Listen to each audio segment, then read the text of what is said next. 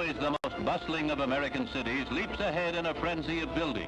Its miles of lakefront, impressive enough already, litter with new skyscrapers, hotels, apartment houses, and behind the waterside parks and drives. By the middle of Daley's second term, Chicago was an architectural showpiece.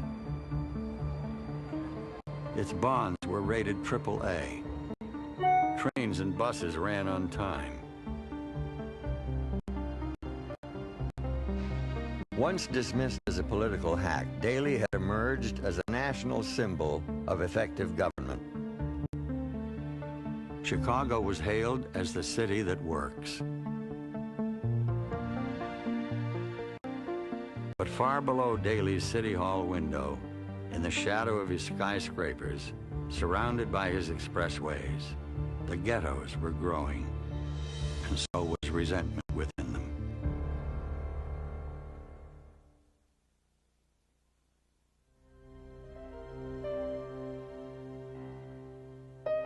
By 1960, Richard J. Daley was the most powerful urban politician in America. Never before had a mayor reigned so decisively at home or projected his strength so far. But the city Daley now controlled was no longer the one he had grown up in. For 2 decades, black Southerners had been pouring into Chicago. 1 out of every 4 Chicagoans was now African American. Almost 1 million people, the largest black community in the country. We call it the Central South Side Ghetto. It's 8.5 miles long and about 3 miles wide with bulges in places, and more people live in it than the total population of Buffalo or Columbus, Ohio. Daley tried to deal with the black wards as he had dealt with other neighborhoods, through compliant aldermen who would do his bidding. His black aldermen were so obedient they came to be known as the Silent Six. They took orders. If the powers that be, if the mayor didn't want it, the black aldermen didn't want it. They were really slaves to the administration. I'm real proud of Mayor Daley, and when the day comes that you can be as proud of him as I am, then your party may be respected by the people at the polls. The tentacles of the machine were so strong and so far-reaching that you could never really tell who you could trust, even in the black community, even among those who really wanted to do good, but whose livelihood or prestige or status was dependent upon not threatening the status quo.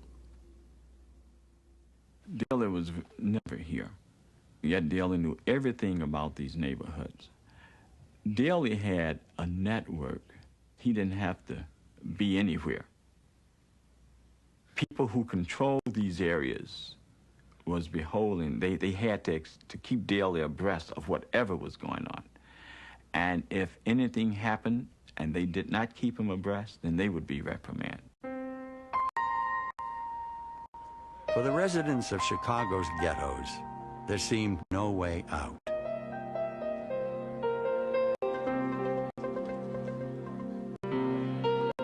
When black families tried to move out of the ghetto into white neighborhoods, they were often met by violence. Block by block, the first black moving into an all-white block on the south side of Chicago was greeted nightly by a mob.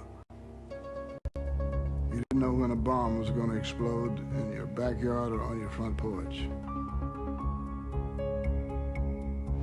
I think in good time, the white people will get to learn to live with the Negro people. But as right now, I don't think it will work out. I mean, you just can't put 2 groups of people in one spot and expect them to live. Daley knew well the political risk of forcing integration. On one occasion, I had the opportunity to be in an interview with the mayor. And I said to the mayor, if an apartment or house became vacant in your community and I made application, what would you do? The mayor changed colors. Jaws swole, neck swole, and the interview was over.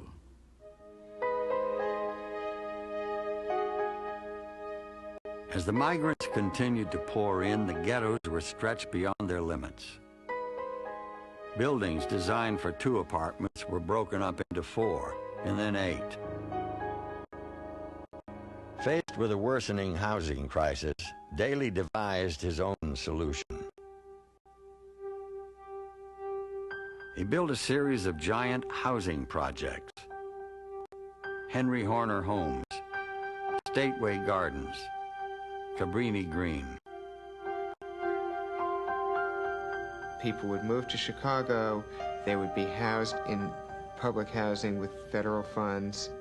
Their precinct workers would visit them. They would start with little menial jobs. They would work their way up.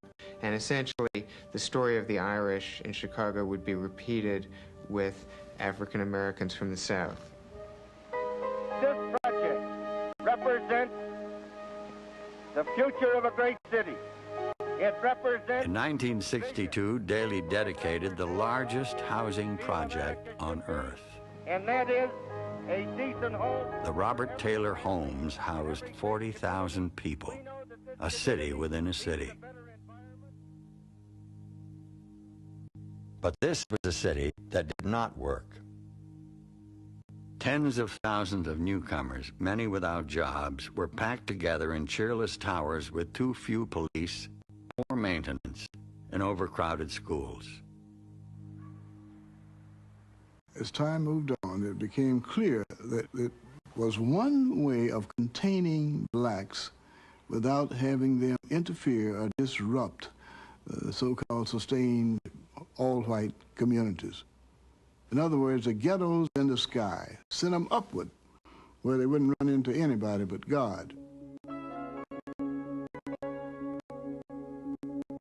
At a press conference in 1963, Daley confidently assured reporters there are no slums in Chicago. I say to you very frankly and very sincerely, no other city has given the black brothers and sisters the greatest opportunity that they've had in Chicago. Daley steered federal urban renewal grants to Chicago. He pushed through city council measures to try to combat poverty and train black youths. He gave his black aldermen hundreds of patronage jobs to pass out to loyal voters. He thought that he had done more to improve the lot of the poorer neighborhood than any mayor in the United States. He really thought so. He really did think so. He didn't feel that he was not treating them within what he thought was his power. He did whatever he could.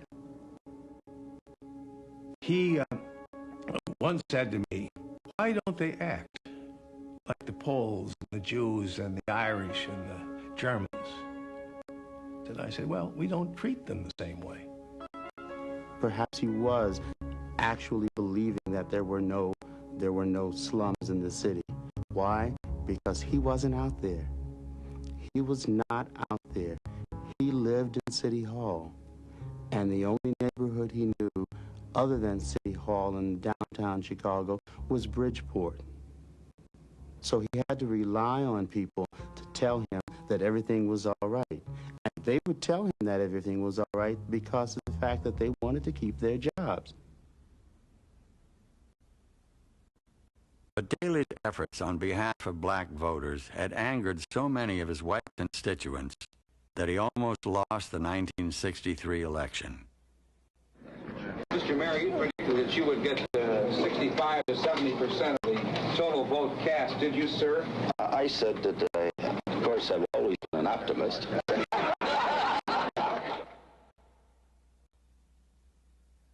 Daley survived, but he was badly shaken. Sometime in the mid-60s, I think Daley started to realize that he had underestimated the dimensions of racial issues. He didn't control the situation anymore. The situation had spun out of his control.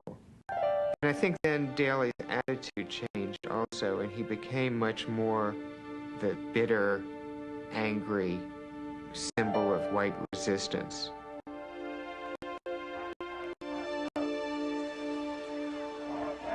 In Chicago, as in much of America, the civil rights movement was now growing. Activists struck first in the city's schools, where they demanded an end to segregated conditions. A citywide school boycott expected to attract only a handful of students emptied the classrooms. Will find themselves on pretty shallow grounds and chant and sing and everything. But the minute the photographers would leave, they would stop their marching and off they'd go. They wouldn't say 5 minutes afterwards.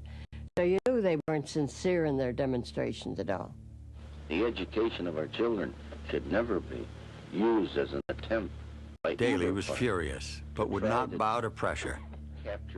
Chicago schools remain separate and unequal. Repeat that anyone that tries it will find themselves on pretty shallow grounds and pretty thin ice.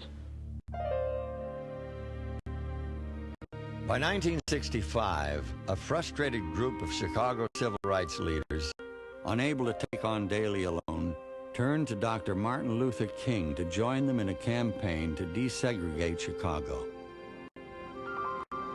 After touring this city, I must report that Chicago is far from being the promised land. King had won sweeping victories in the South. Now he decided to make Chicago the target of his first northern campaign. We are here to issue a call to conscience that Chicago might forsake her shame. King was seen by many as the embodiment of black aspirations. To Daley, he was just another outsider. The picture of Martin Luther King, you know, who, as Daley would see it, was a guy who wasn't from Chicago, you know? He wasn't from Chicago, he was from somewhere else. And he didn't have a regular job. He was just a kind of self-appointed advocate of social change. So the idea that this person would arrive in Chicago and say, I now would like to meet with you, Mayor Daley, and negotiate as equals.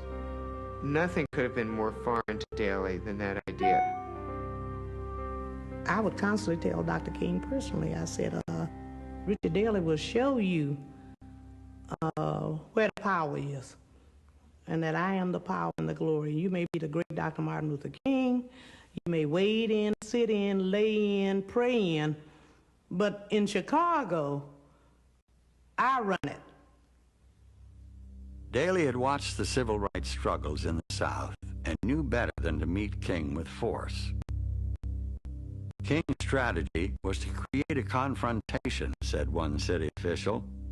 It was our job to prevent one.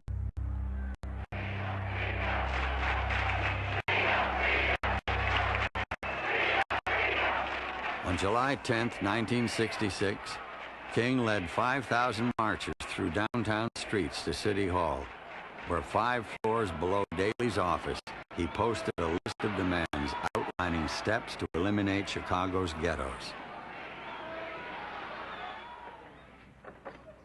The next day, the two leaders met behind closed doors. King called for wholesale changes. Your goals are our goals, Daley responded. I sat down and wrote a 100-page white paper on all the things that the city of Chicago was doing. And when King came, Daley gave this paper to King and said, now look, why don't you help us? King didn't know what to do with it. He looked at him, he didn't say anything. No commitment was made in the housing area. No commitments were made. When he went out in his press conference, he told them that it was unsatisfactory, as if Daley got in front of a microphone and said, From this day on, everybody will get jobs, everybody will get housing, all of the racial enmity will be dissipated, and life will go on. Which was nice, a nice dream, but with nonsense. Well, I asked for their answer to the solution of any of these questions, and they had no solution. They had the recitation of the problem, but I said, well, how do you eliminate the slum and blight overnight? What would you men do that we haven't done in Chicago? Martin Luther King expected to find in Richard J. Daley a fatuous guy up there with a club who it would be easier to knock over, but he found a brilliant politician. He found a man who would sit down and talk to them and not yield anything, not do anything, but make it look as if something were happening. Somebody described battling Daley like punching a cloud. Daley's bland assurances had little impact on the streets. Just 24 hours after the meeting in City Hall, he discovered how explosive the situation really was.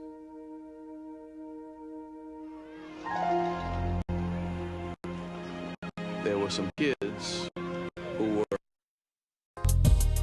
for the black people, for the black people, for the black people, for the black people, for the black people, for the black people, for the black people, for the black people, for the black people, for the black people, for the black people,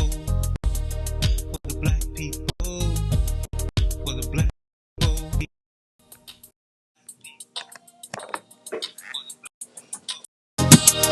For the black people.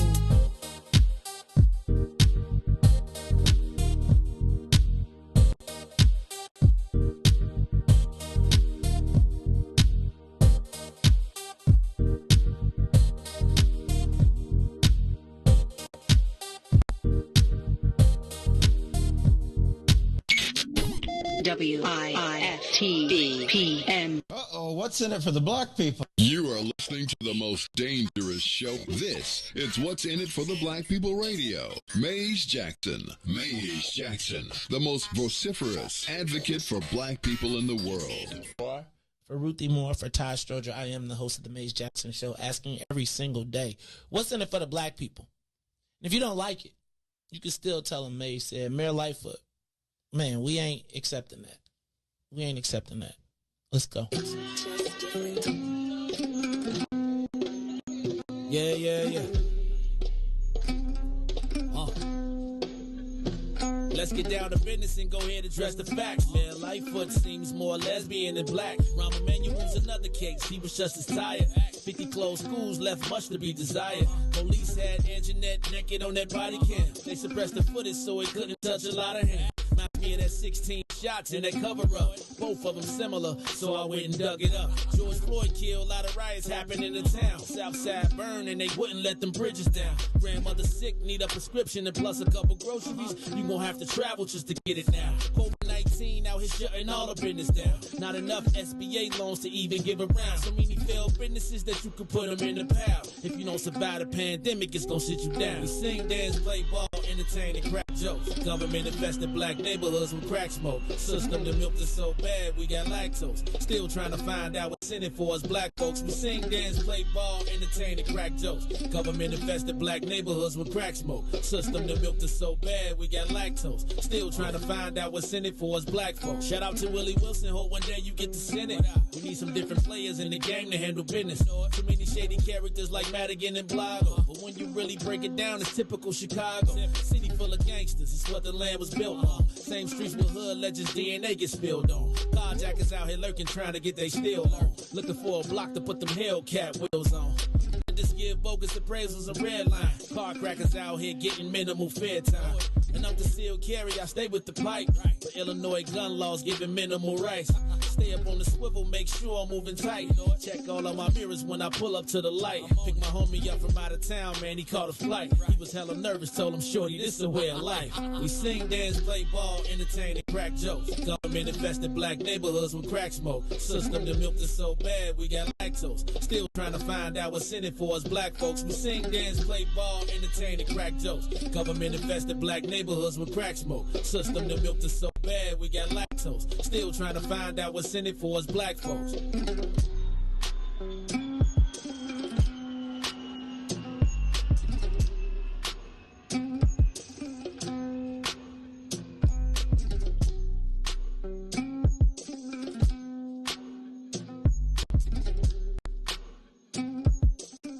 Wake up, Chicago.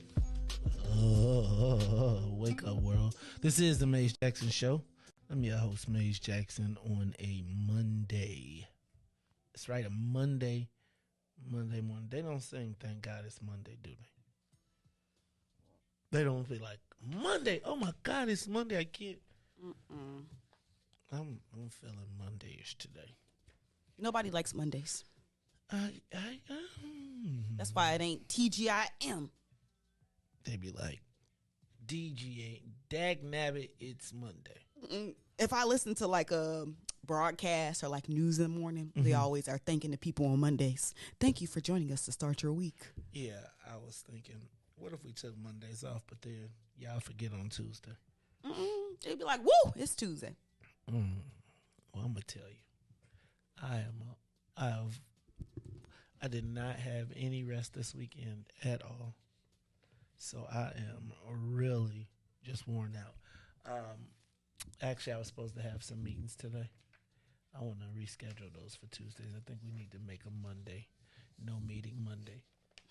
No, I mean, like, unless it's, you know what I'm saying, like super, because Monday you can get yourself organized for the rest of the week. So I'm going to remind you after this, I want to set up something to do. But anyway, it's the Maze Jackson Show. It's Monday, September 26th, almost end of the quarter. Means that we're going to be headed into the final stretch of the year, Ruthie Moore. October, you got, it's holiday, it's October, you got Halloween, which is now the second biggest holiday. According to who, Maze? White people. But I think that's the, like the consumer index. Why are you laughing? You know white people be ghosting goblins and not black people doing it too. It's like, you want me to turn on my mic volume? Don't tell me what to do. Here, let's see. How's that? Is that better? All right. So it is the Maze Jackson Show. I'm your host, Maze Jackson. Got my man, DJ Riis the Ruler. But Ruthie, how's your weekend? You know what I'm saying? What's going on with you? How'd your weekend go? What you up to? How you feeling today? Fine. Celebrated my mama's birthday. I seen them cupcakes in the back you was holding out. They wasn't all that. What? So how you gonna get your mama some not all that cupcakes? I didn't know they wasn't gonna be all that. Did you have to go to Mariano's? Got good cupcakes. They are way too big. You get a half one. Right, but that's the point. Okay. Like, as long as you know people, are you cutting my cupcake in half? Nah, you give them the whole thing. You be like, that's a really big. That's cupcakes. A pop out. Is that what you call it? You stunting, like when you want to just you drop those big ones down, and you be like, they be like, "Dag, this is almost like a mini cake." You get them for and yourself. You be like, "I'm auntie." That's when you be like, "I'm auntie up in this." That's when you supposed the biggest cup. That's probably one of the biggest cupcakes I've ever had. You gotta go like, Mama, Asia didn't get you these. See what I got you, Mama. See, you got too much cupcake. What flavor? I actually like different types of cakes. I like bundt cakes, mini bundt cakes. I ain't gonna say the name of the place, but those are like my favorite. I like buying by like the dozens. I like bundt cakes. I used to get this caramel banana bundt cake. Nah, you be liking decadent stuff. Just give me a carrot. Maybe a red velvet or vanilla. That's too, or lemon, but no, don't be putting no bananas and I'm not all like pecans and caramels. Now pecans and caramel can go on everything. I can eat a plain, but you know what I don't like when you get those cupcakes and they stuff them. Like, and you bite them, and then it's like goop in the middle. Like even with if stuff on the outside too. Yeah, it's I like, don't like that. and I feel like the cupcake places now, like They be doing too much. They put too much. Like I'd be like, let me just wipe all that off. It looks great in the Honestly, display. you can't even eat it. Like you gotta like get a knife and a fork, right, and a plate. Mm-hmm. Yeah. Okay. So I ain't crazy. No. It's like, and then when you get the little ones, I like the little ones though. When you get, I don't know, cause don't be charging me no $4 for them little ones though. I know. You know what? Check this They out. used to be $2.99. I had some yesterday at the at the Bloody Marys and Bears and stuff. Mm-hmm. I had these things called tea cakes, and they were really good.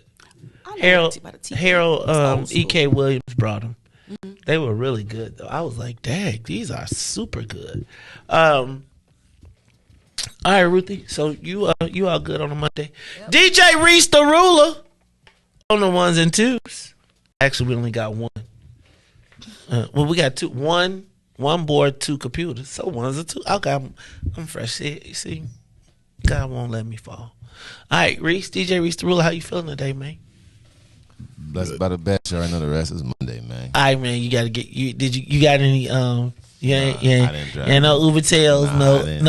I'm telling you, we're gonna make it a segment. I ain't even drive this weekend. You ain't because you was kicking it. Was you kicking it? What you do this weekend, Riis? Oh well, you know, I did my little funeral thing Saturday and then. Riis, Sunday. we said okay. Yeah. We said no more little things. You know, right? You know. I did. I went to a funeral and then Sunday I just chilled and I watched the Bears. You know, beat the Bears and squeak out a win. Hey man, hold on, homie. Squeak out a win. I don't know what they doing with Justin. I was so mad. I wish I had a free $1,000 because they had Justin Fields on FanDuel to throw for 171 yards. I told all my friends, I said, listen to me.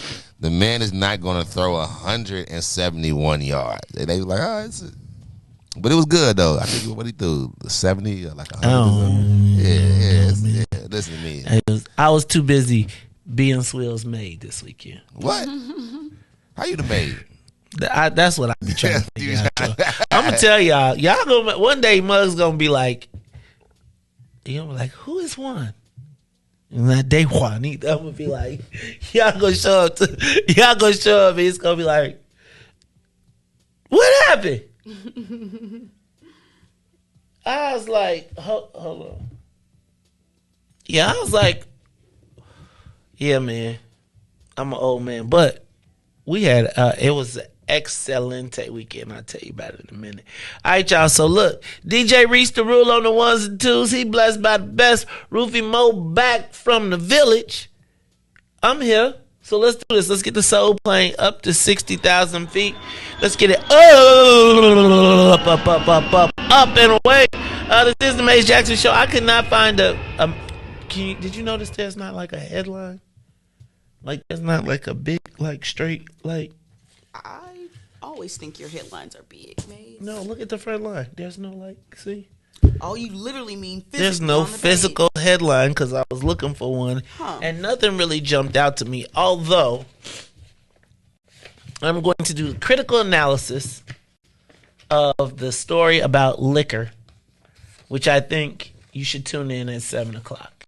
And it really is not about shade. It is really about fair application of the liquor laws. Mm-hmm. And then the weight of the black scale. Do you know what I mean by I say the weight of the black scale? So, everything to me is scalable. Mm-hmm. Okay? And I think black people put more weight on the scale for little victories. So, like, we get a little victory and they put a lot of weight on the scale. White people get a big victory and they put a little weight on the scale. Mm. And I think that today, and today is going to be like the exact demonstration of the interdependence and the disruption of our ecosystem. And this is going to be, today at 7, I want you to tune in because this is going to be like a time-lapse conversation. Right? Like the evolution of something that I saw happen over 30 years. That, like, you know how they say the 30-year plan? Like I've seen the evolution. Like, did y'all see that video we was just watching earlier? Was you paying any attention to that? They said that at one point that 1 in every 4 at that point in that movie, 1 in every 4 black, 1 in 4 Chicagoans was black. Right? There's almost 1 million black people here. A little over 1 million, right? I think it might have been 2. So anyway, with that comes an ecosystem in and of itself. And within that ecosystem comes ownership, comes somewhat the control of your own destiny. You know, like even when you're in a confined population, there is people emerge, right? As different things to provide the commodities. And today we're going to take a look at the transfer of the black entertainment industry out of our hands into the hands of others. Now, even the hands of others, I would say, are friends of mine. And it's crazy to watch the evolution of, like, when you look at this, you be like, Dad, our pursuit is always of ownership so we could do this. And you get to watch somebody else do it while you get in the black scale. Like, if I propose this, it's like, you must be crazy. If they propose it, it's like, oh, that's new and innovative. Right? And as legitimately as to be successful as a black dude, you got to find you a guy like that. Instead of being a guy like that. So we're going to talk about it because the whole, like, I have absolutely no shade to my man. Like, we do business together at times. But it's always business like this. In a space where it should be business like this, or at least like this. And then when you see the same people that you knew, that you be introducing them to, man, it's so crazy. You know what? That part. I'll be like, hold on. So wait, I introduced y'all. Everybody now be kicking it. And y'all doing me a favor by inviting me to dinner while everybody else eating? Y'all ain't even know each other before me. And it'd be the black people then the black people be like, they wanted to meet me, not you. And they'd be like, Femo, right. So don't cut me out. You don't need him to talk to me. Yeah, he did. Watching this story today is going to be like one of those things where it's like time-lapse photography. Where you can watch a 30-year thing, and then in the time of what happened to the destruction of our one person, upsprouts empires. And the empire now sits literally across the street from the beacon of our blackness at one point. And here's going to be the crazy part. When somebody white opens up E2 as something different, then that will be the final cherry. That will be the final closure of like the complete circle of black nightlife or black entertainment industry. Like, think about this. If Puffy came to town, he used to go to a black joint. There's nowhere for the black people to go when they come to Black Town. Like the big artists to do the after parties. You could do the Puffy concert and make $1 million the night at that same night. Like, you might not get the arena, but you can certainly make the because he was coming to E2. Right? And E2 hold 5,000 people, 2,000 people. 2,000 people at $100 a head. Times everybody got a bottle. Times everybody got a plus dick, right? None of that. Anyway, we're going to talk about it all. Look, y'all, it's the Mace Jackson Show. I'm your host, Mace Jackson. Got my man, DJ Riis, the ruler. Ruthie Moore in the building. We're going to take a trip back in time. We're going to bring it all the way back up to the front. Then we're going to talk about the black scale, the weight of the black scale. Plus some headlines and social media question of the day. Look, y'all, it's the Mace Jackson Show. I'm your host, Mace Jackson. Ruthie Riis will be back after these messages. The Mace Jackson Show will be back after this break. Sesame Street Live, make your magic. Experience the fun. Join Elmo, Abby, and friends on an amazing journey filled with surprises and spectacular illusions. Discover the magic in everyday life when Sesame Street Live comes to your neighborhood. Coming to Rosemont Theater October 7th through 9th. Tickets on sale now. For show details, visit SesameStreetLive.com. Jurassic World Live Tour. 65 million years in the making. See Jurassic World's most iconic dinosaurs. T-Rex, the Raptor, Triceratops, and more roar to life. Epic thrills and heart-pounding adventure. The feeling is real. Experience it live. Jurassic World Live Tour. Coming to Allstate Arena November 3rd through 6th. Free parking for all ticket holders. Visit JurassicWorldLiveTour.com today. And now, traffic and weather. Yo, who said devotion had to be sad? Yo, check this out. The Lord is my shepherd, shall not want. He maketh me to lie down in green pastures. He leadeth me beside the still waters. He restored my soul. God's gonna turn it around. Come all the way with me. Good morning. What's in it for the Black People Media family? The time is now 6:42 a.m. I'm Riis the Ruler with your Chicagoland area sports traffic and weather update.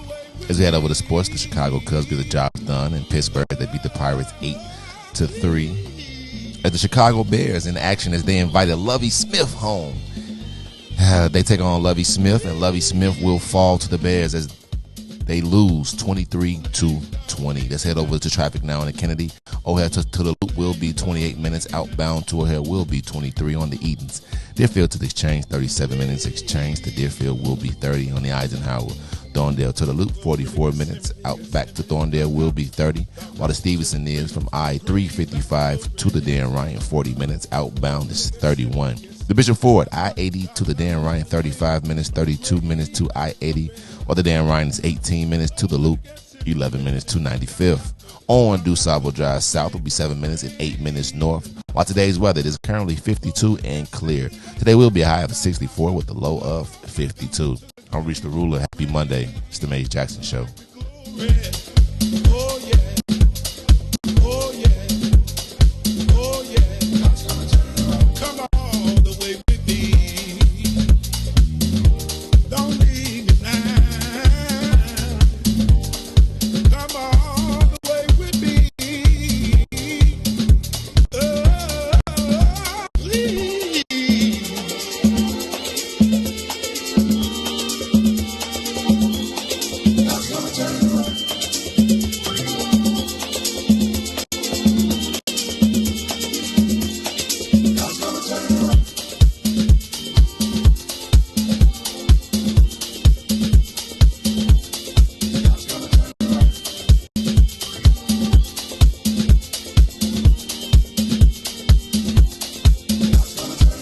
You are listening to the Mace Jackson Show. I'm your host, Mace Jackson. Got my man, DJ Riis the Ruler, as well as Ruthie Moore. Hey, I think I saw my man, Eugene McIntosh had a birthday last week. Shout out to my man, Gino, from the Bigs. Happy birthday. Happy belated birthday, my brother. You know, one of the most positive brothers I have met in this space.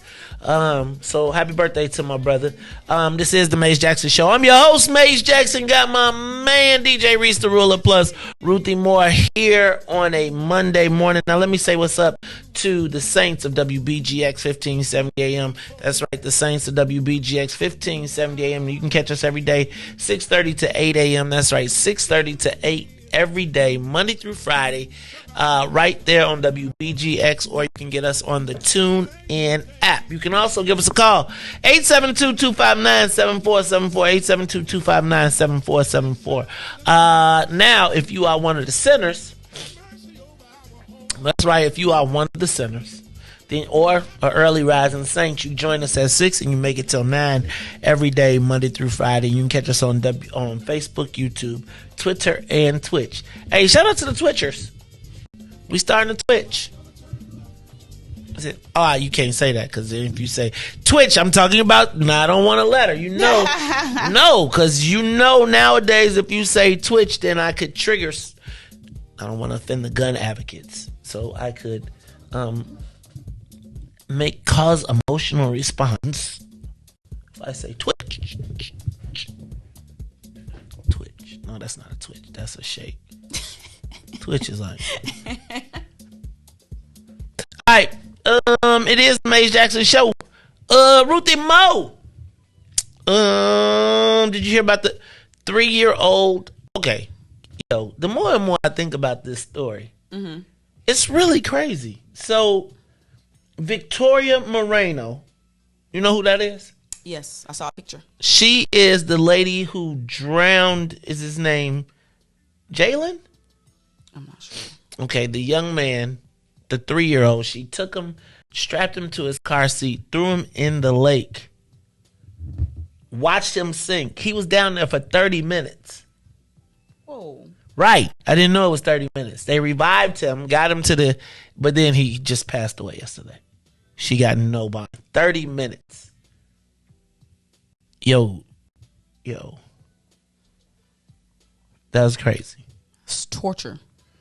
Gruesome. And very heinous. It was like a slight kidnapping, too. Yeah, because she wasn't supposed to have the baby. She took him out in the middle of the night. It's like weird.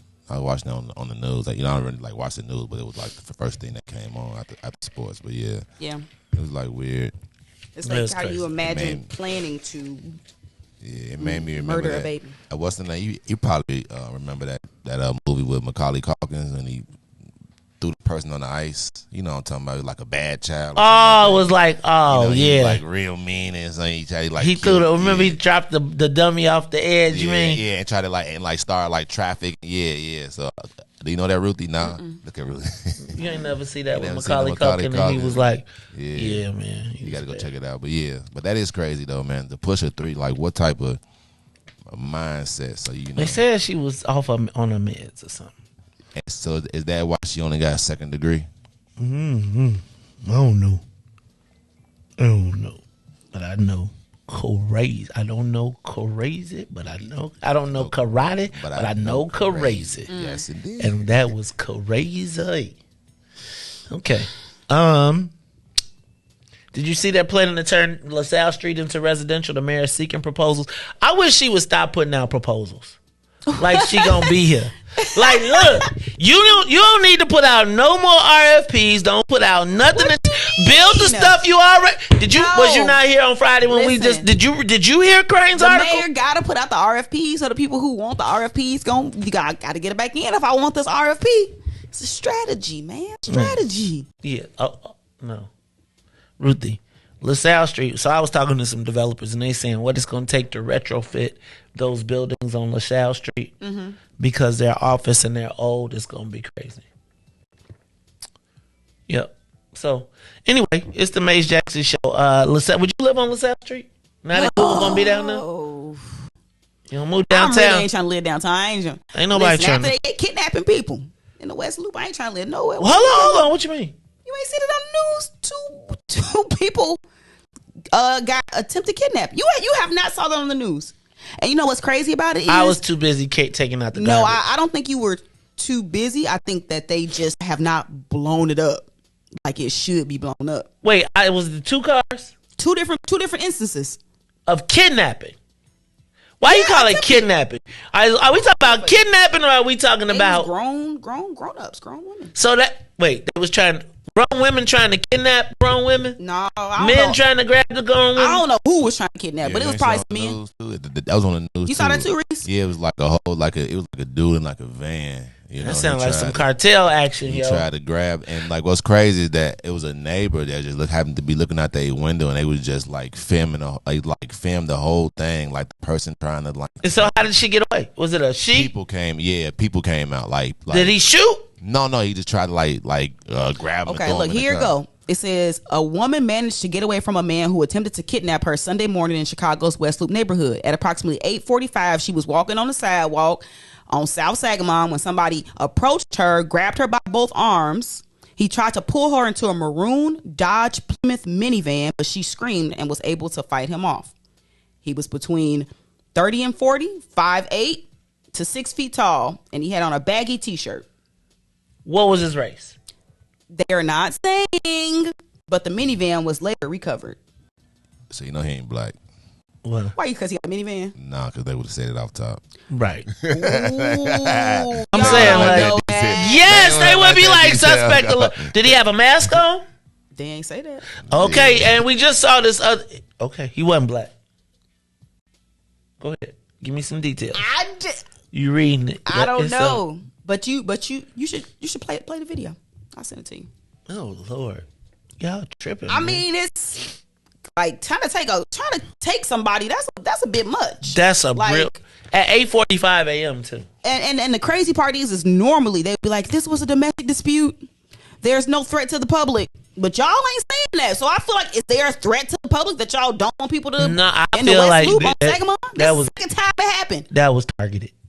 Okay, so that's what. Okay, so I feel like that's yo. But twice though. Yeah, man, Charlie, was it the same van? They ain't really making a connection between the vans or anything being the same. Okay, well, you know what? One more reason. Booka. See, stop. No, I feel. But it's like 8:45. There used to be hours. Stay ready, so you understand. Stop. Fill them up. No time, man. Ain't no time with time to get kidnapped. Like, no, they don't kidnapping this early. Okay, first of all, they drive on the sidewalk. Like, first of all, I don't even know that even if I was in the midst of a police chase, that my mind would allow me to drive on the sidewalk. I'd be like, damn, you caught me. No, I'm saying I got you, right? I got you. There's going to be a point where some people's instincts be like, lose at all costs, right? I'm saying that my mind won't allow me to do that. Really? This is where we are. There are no rules. I was thinking yesterday, with the exception of straight murder, and child, like, there's messing with a kid, murder, okay, maybe kidnapping. But there's nothing that's not acceptable at this point. There are no, No, because, okay, so remember I told you it was two. It happened twice? Yeah. So this first time, it says, I ain't gonna read the description, but it says, why you ain't gonna read the description? I mean, I'm gonna tell you what it say, but the headline is police released description of man who tried to kidnap woman in the West Loop. And they saying this was a black man. And this one happened on South Sagamon, the same street, about 7:30. Remember, the other one was at 8:45. Okay. He grabbed her by the shoulder and tried to guide her to the car where 3 other people were inside. A passerby confronted the man who got back in the car, occupied by at least the other people. They drove north. Police released the description as a black man between 20 and 25, 5'10", wearing a black top and tight moto jeans. I don't know what that is, but this is the so that was the first one. Yes, at about the same time in the morning. Oh, damn! Same day. Stay off Sangamon. No. This happened on 100 block. This happened in late August. This one that we talking about right now happened yesterday or a couple days ago. So it's the same block. Same. Yeah, 100 block. 200 block of South Sangamon. What is going on?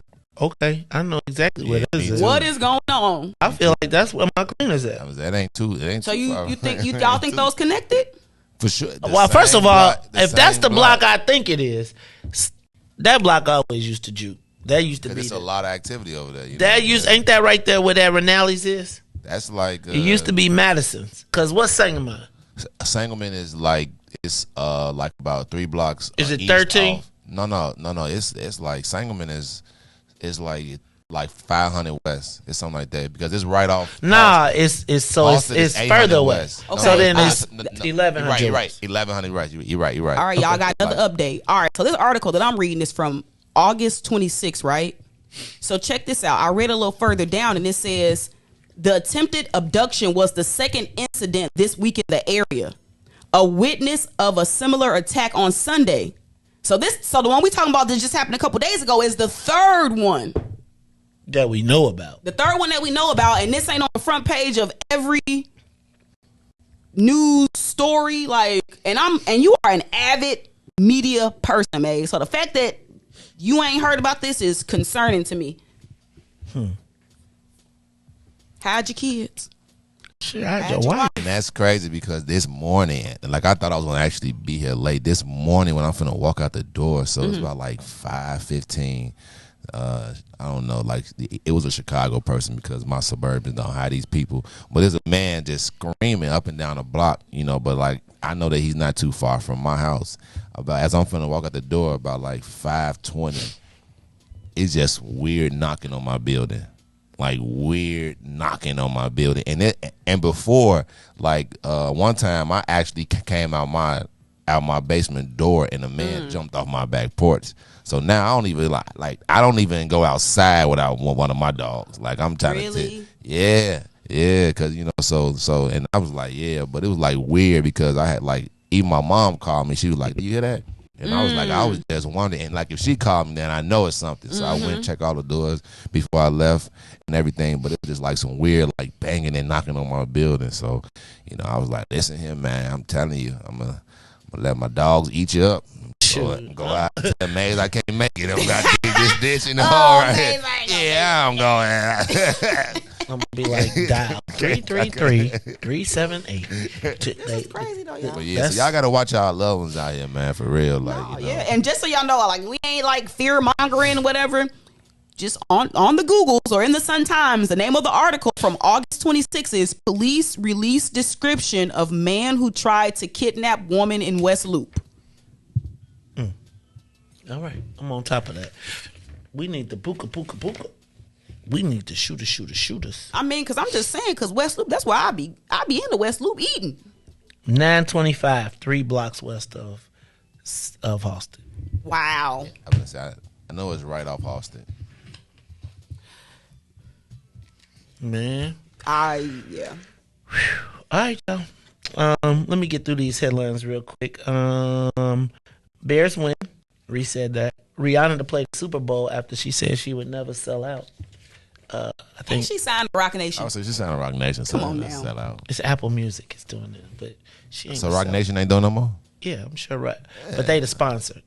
Apple Music is the title sponsor. Mary J. Blige. It was a Mary J. Blige Kevin Hart weekend. Did Kevin Hart do 2 shows in Chicago? And then so it was like Kevin Hart Friday, Saturday, and then Mary J. Blige on Sunday. I didn't realize. Man, Mary J. Blige had the whole damn expressway backed up. I had to take the street. I was like, what is going on 290? Usually I just, when you hit that curve on Sunday, you straight. Man, they had it. I saw people driving up. Hey, Riis, you know how the ramp go like this? And people, they wasn't letting so people was moving all the way to the side so you couldn't get up. I saw people on the grass trying to cut in. On the ramp. Because the people wouldn't let them get on and they kept riding until they rolled them off. I'm telling you, man. Yeah, man. I just let them have it, man. Like, man, I just think, just go with the zipper, man. I've come to recognize that if you zipper, it works so good. Do y'all put y'all signals on or do y'all not put them on? Because y'all know I always gotta put the signal on. I put my signal on. The only time I don't have a problem, getting in is when I'm in a Toyota. I promise you, if it's the Benz or the Porsche, it'd be like clinker, clinker, clinker. Come on over. That man, that Camry, they be like, they be like, "Are you gonna run? Y'all run your ass into the wall." Hey, that's the difference. I'm trying to collide with the Benz and the that's I'm not the Toyota. I'm trying to get out the way because I know you got a nice car. You ain't gonna play chicken. You gonna let me have it. Yeah, what you mean? Then if you hit me, that's what I'm hoping. Can we exchange insurance information? We certainly can. I think my neck is hurting. Give me your address. I'm Can I get your address too? I'm seats. I ain't have to. My neck. And then let me say this last one. So after significant conversations this weekend, I let me say that I don't have an apology, but I do understand. I think I was not as clear as I was trying to be in making my Nia Long point. No, I really don't. So no, I really like. Oh, she got cheated on. See, Riis. So no. Let me tell you what. First of all, Carrie was sincere in her, and I was enjoying the frustration that everybody was having over the. I do court a little controversy, and I did feel like it was a little, a little tweak. But I do have to think, like somebody pointed out, like you've never seen Nia Long play like a hoochie mama role. You've never really seen her. I mean, she's always been just a great, at least on-screen representative, and probably all of the things that she's been offered or the challenges that she's been through. Like I gotta kind of see her like I have so much respect for like Regina King too, right? So like I gotta put her in that category. So I am going to chill on the Nia Long. I'm sorry that she got cheated on. But I do feel like a lot of people brought it up. And I do have a tremendous ladies audience. I'm not backing off the I'm not like you know me, I'm being obstinate. But I do feel like there was a lot of people who were like there's an admiration quality to Nia Long and just where she sits in the lexicon, as I tried to indicate as her being a Black Hall of Famer, right? But I know there was a little sarcasm in my tweaking, so I'm going to leave Nia Long alone, right? I do think it is crazy that the person was booking her travel. Women, y'all scandalous. Oh my goodness. Scandalous. Mace! Why would he let that woman be booking his fiance travel knowing he's messing around? Come on now. So he can make sure he don't get caught. Exactly, but I'm just saying, goodness gracious. It was terrible. It's just terrible. That's just. And her husband found out on the doorbell camera. I heard. What you mean? You ain't hear that part of the story? I ain't hear none of the story. That's how it got blew up, because her husband overheard them communicating on the Ring doorbell. Self-sabotage. What he doing listening to the Ring though? Oh, now stop. Huh? When we had you doing listen to the Ring, huh? He probably watched because she probably was standing outside trying to have a conversation. Alert. All right, we'd be like, all right, that's Bay out there on the porch, and then you. Yeah, but why you outside talking on the porch all day? She just on the porch. I talk outside. I ain't gonna front. I talk outside because I talk loud. So I walk in pace. So I walk around the courtyard and be talking. She talk loud. Okay. Well, obviously she talk loud. That's how we. Right. But I'm just messing around. But yeah, that's crazy. Yeah, that Ring camera is something crazy, because my auntie can see me from across the street, like when I park the car. As I'm walking up, as I'm hitting the crossing old the folks street, in Ring, boy. She like, come on in, it's unlocked. I'm like, I'm not even at the door yet, auntie. Like, I'm not even there yet. She like, so you know, Black folks love a Ring though, especially senior citizens. They be like, let me ring it. I can see. I see you. On in, buzz you on in. What you doing? All right, y'all. So my bad, Nia Long. I'm sorry you got cheated on. All right, it's the Maze Jackson Show. I'm your host, Maze Jackson. Got my girl Ruthie Moore, my man DJ Riis the Ruler. When we come back, I'm going to you know what? Let me throw this out here now. Riis, hit the button. It's time for the social media question of the day. What do you do when everybody sees the same thing but won't change it? I want you to think about that, and then we're going to take a quick break. And when we come back, I'm going to ask the social media question of the day. Then we're going to talk about the fair application of the liquor laws on top of the weight of the black scale. This is the Maze Jackson Show. I'm your host, Maze Jackson, DJ Riis the Ruler, and Ruthie Moore after these messages. The Maze Jackson Show will be back after this break. Hey, Chicagoland, all roads lead to Solo Beauty Supply, the largest black-owned beauty supply in Chicago. We carry a large selection of natural hair care products, plus much more. So come see us at one of our two locations, located at 9011 South Ashland or 8158 South Cottage Grove. Our inventory is growing, and with your support, Solo Beauty will continue to be a source of pride in our community.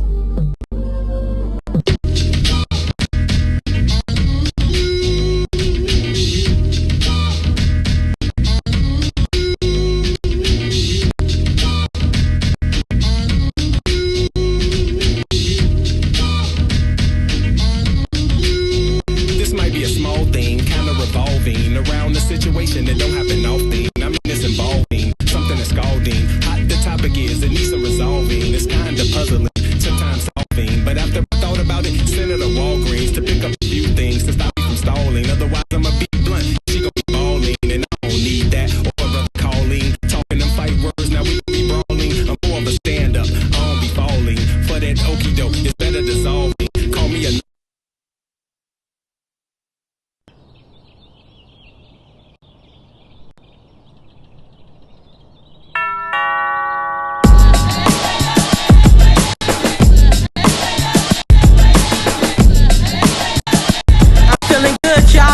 smiling more every day, closer to my dreams. Hey, guapole, the food tastes better. I stopped smoking squares, healing from the inside out, making repairs. I forgave some people, thanked them for the lessons, cause holding on to it was blocking my blessings.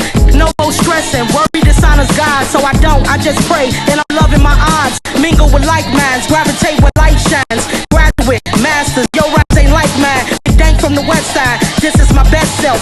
Taking vacations, hoping the rest helps. Got a career now, loving what's ahead. My spirit is free from the stuff that I share. I feel good now, ain't that what life's about? Thank you for new days, something to sing about. Let's do it a new way, more than just talk about. Today's a holiday, that's what it's all about. I feel good now, ain't that what life's about? Thank you for new days, something to sing about. Let's do it a new way, more than just talk about. Today's a holiday, that's what it's all about. Feeling so good now, walking on higher ground. Got out the country, visit some new towns, made some new friends, let go of some bad ones. Soon as that took place, everything got fun. My life started going up, opportunities showing up. I'm back where I wanna be, no headaches and throwing up. Reconnect with the homie, it's positive energy, vibes and wavelengths. It's all about frequency. I'm back with my first love, it feel like the first time. I'm back in the studio, this ain't my first rhyme. I wake up every day, blessed is heavenly. Before I ain't say much, now I got much to say.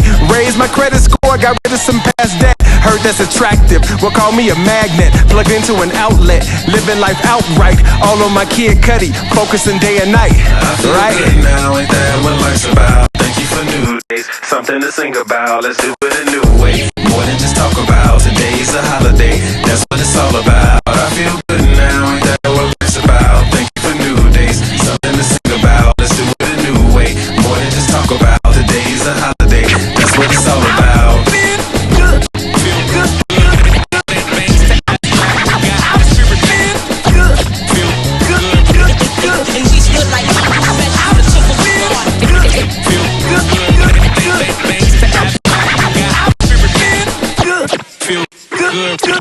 See, my state gets busy, that's the cardinal rule.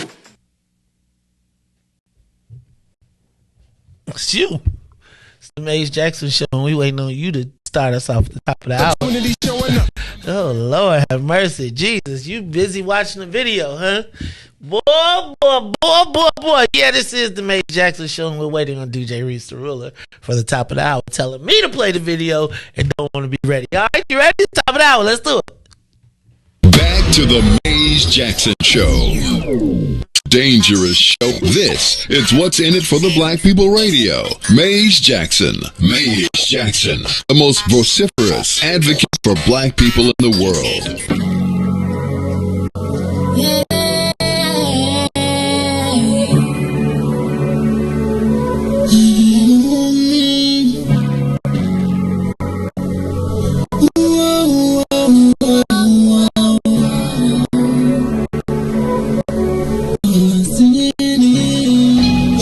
For the black people, cause economically we are not equal. Waking up to lies, can't dose no more. I told y'all, yeah, it's a dangerous show. Don't go to church if you ain't trying to help us. Don't even try to be around and can't protect us. We see the lies, not other politicians. We need money and no symbolism. It's Maze and Riis and Ruthie and Ty, explaining how we all come from God, giving us tools to beat the odds. If we're united, our movement gon' stop. They ain't trying to do nothing. We gotta do something. We gotta stop running. It's time to confront the problem. Really, you expect you oppressed to solve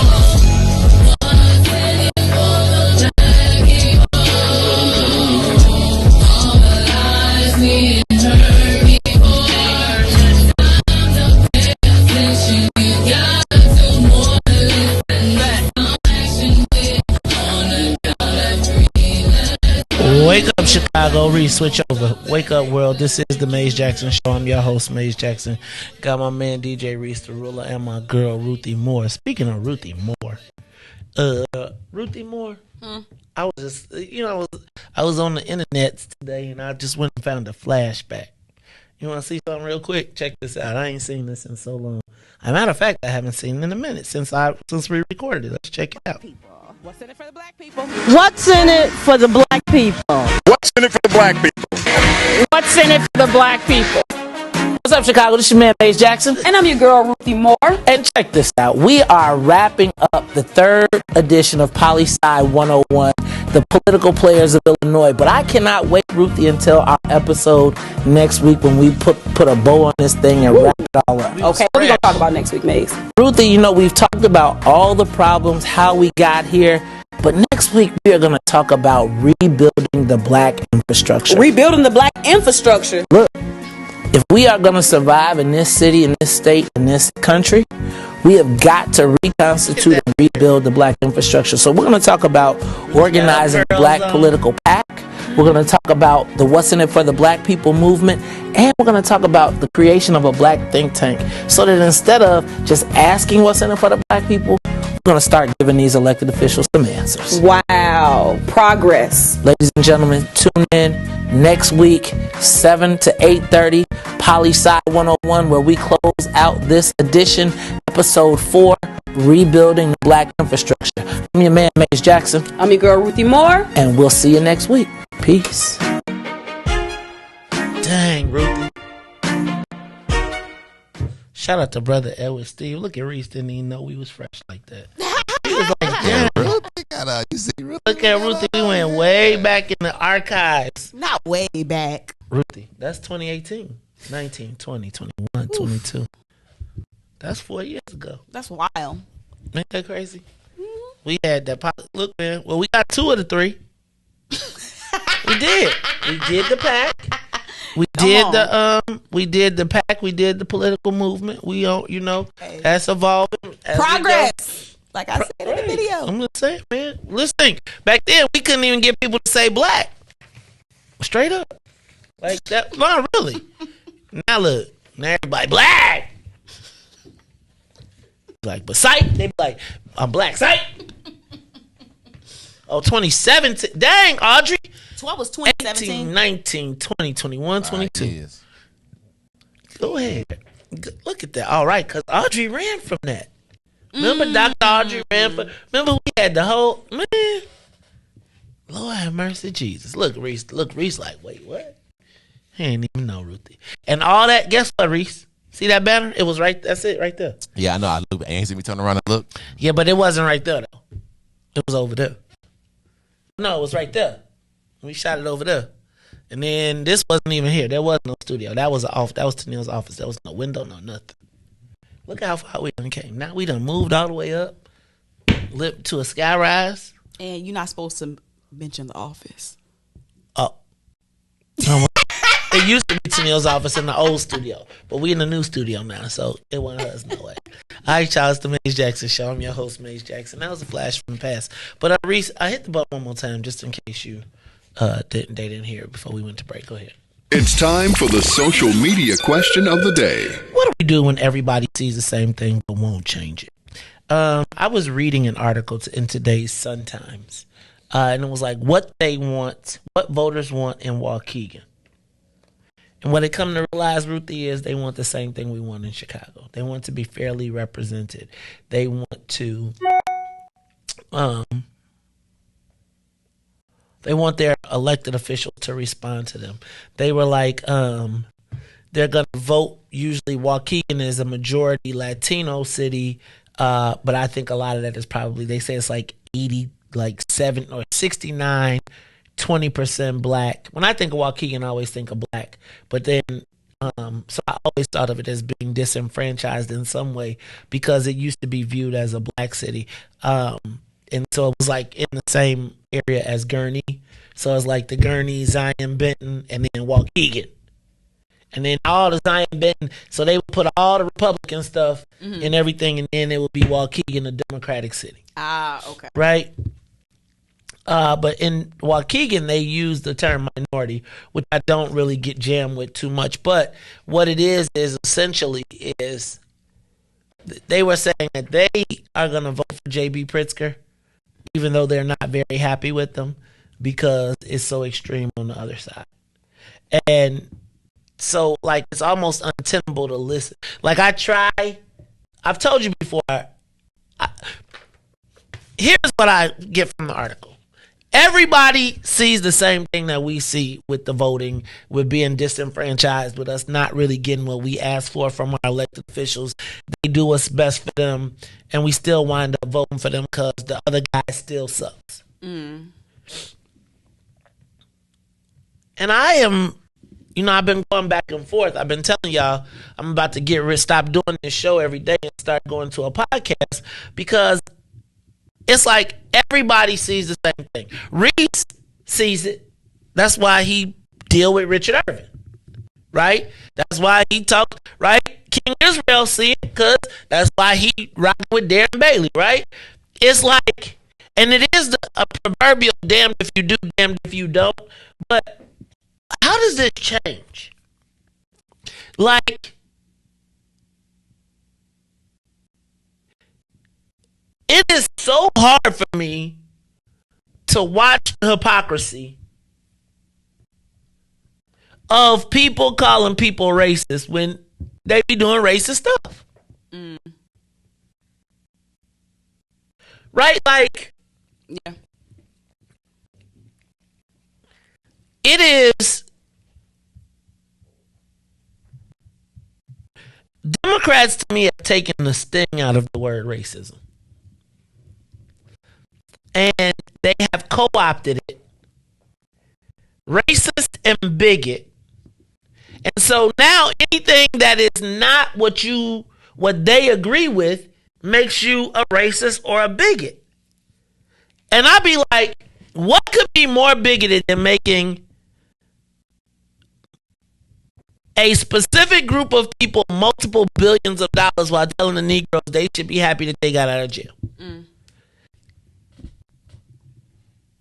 That is no different than you Negroes need to be happy we let you go. And be happy we letting you work on the farm. You was in jail. You mad because you... And I feel like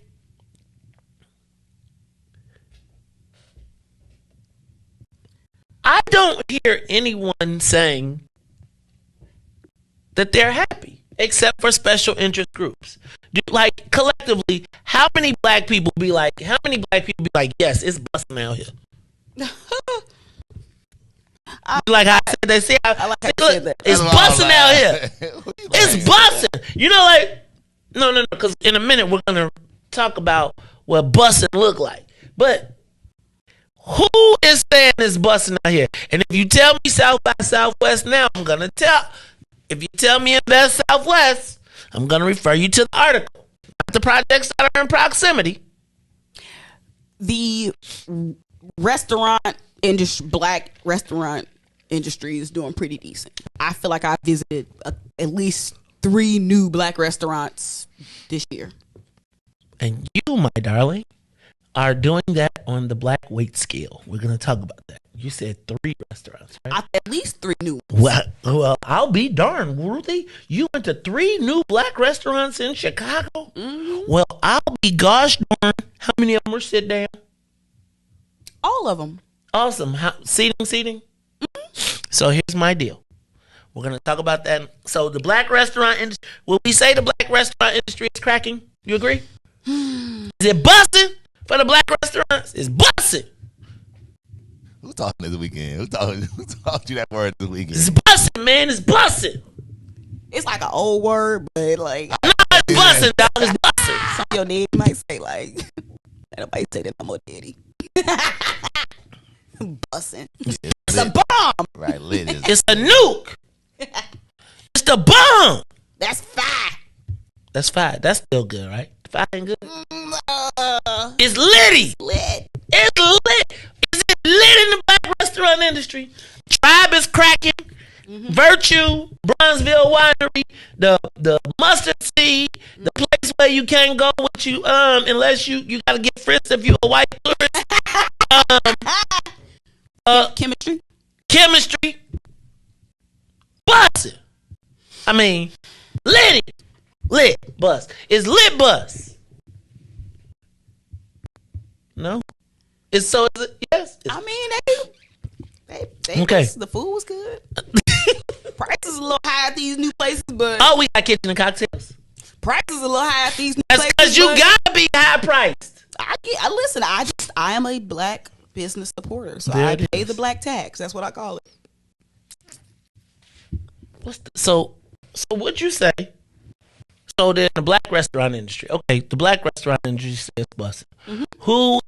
Who else is saying it's busting it? Because I would tell you that, and we're gonna talk about this in a minute.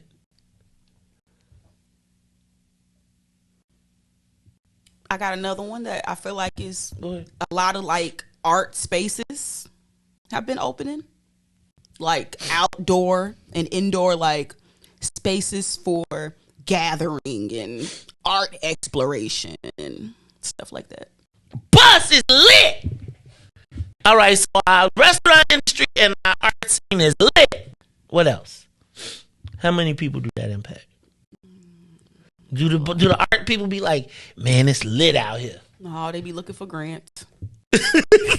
So I'm with you. I get it. Okay, the restaurants. Check it out. Do the restaurants be lit because it's cracking, or is it because it's subsidized? Oh, both.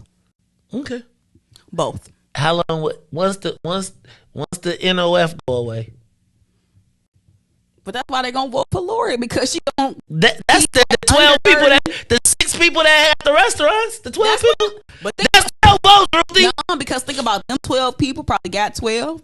Then that's like it spider web like that. Because then maybe those black business people say, hey, I'm gonna get my plates and my cups from this black person.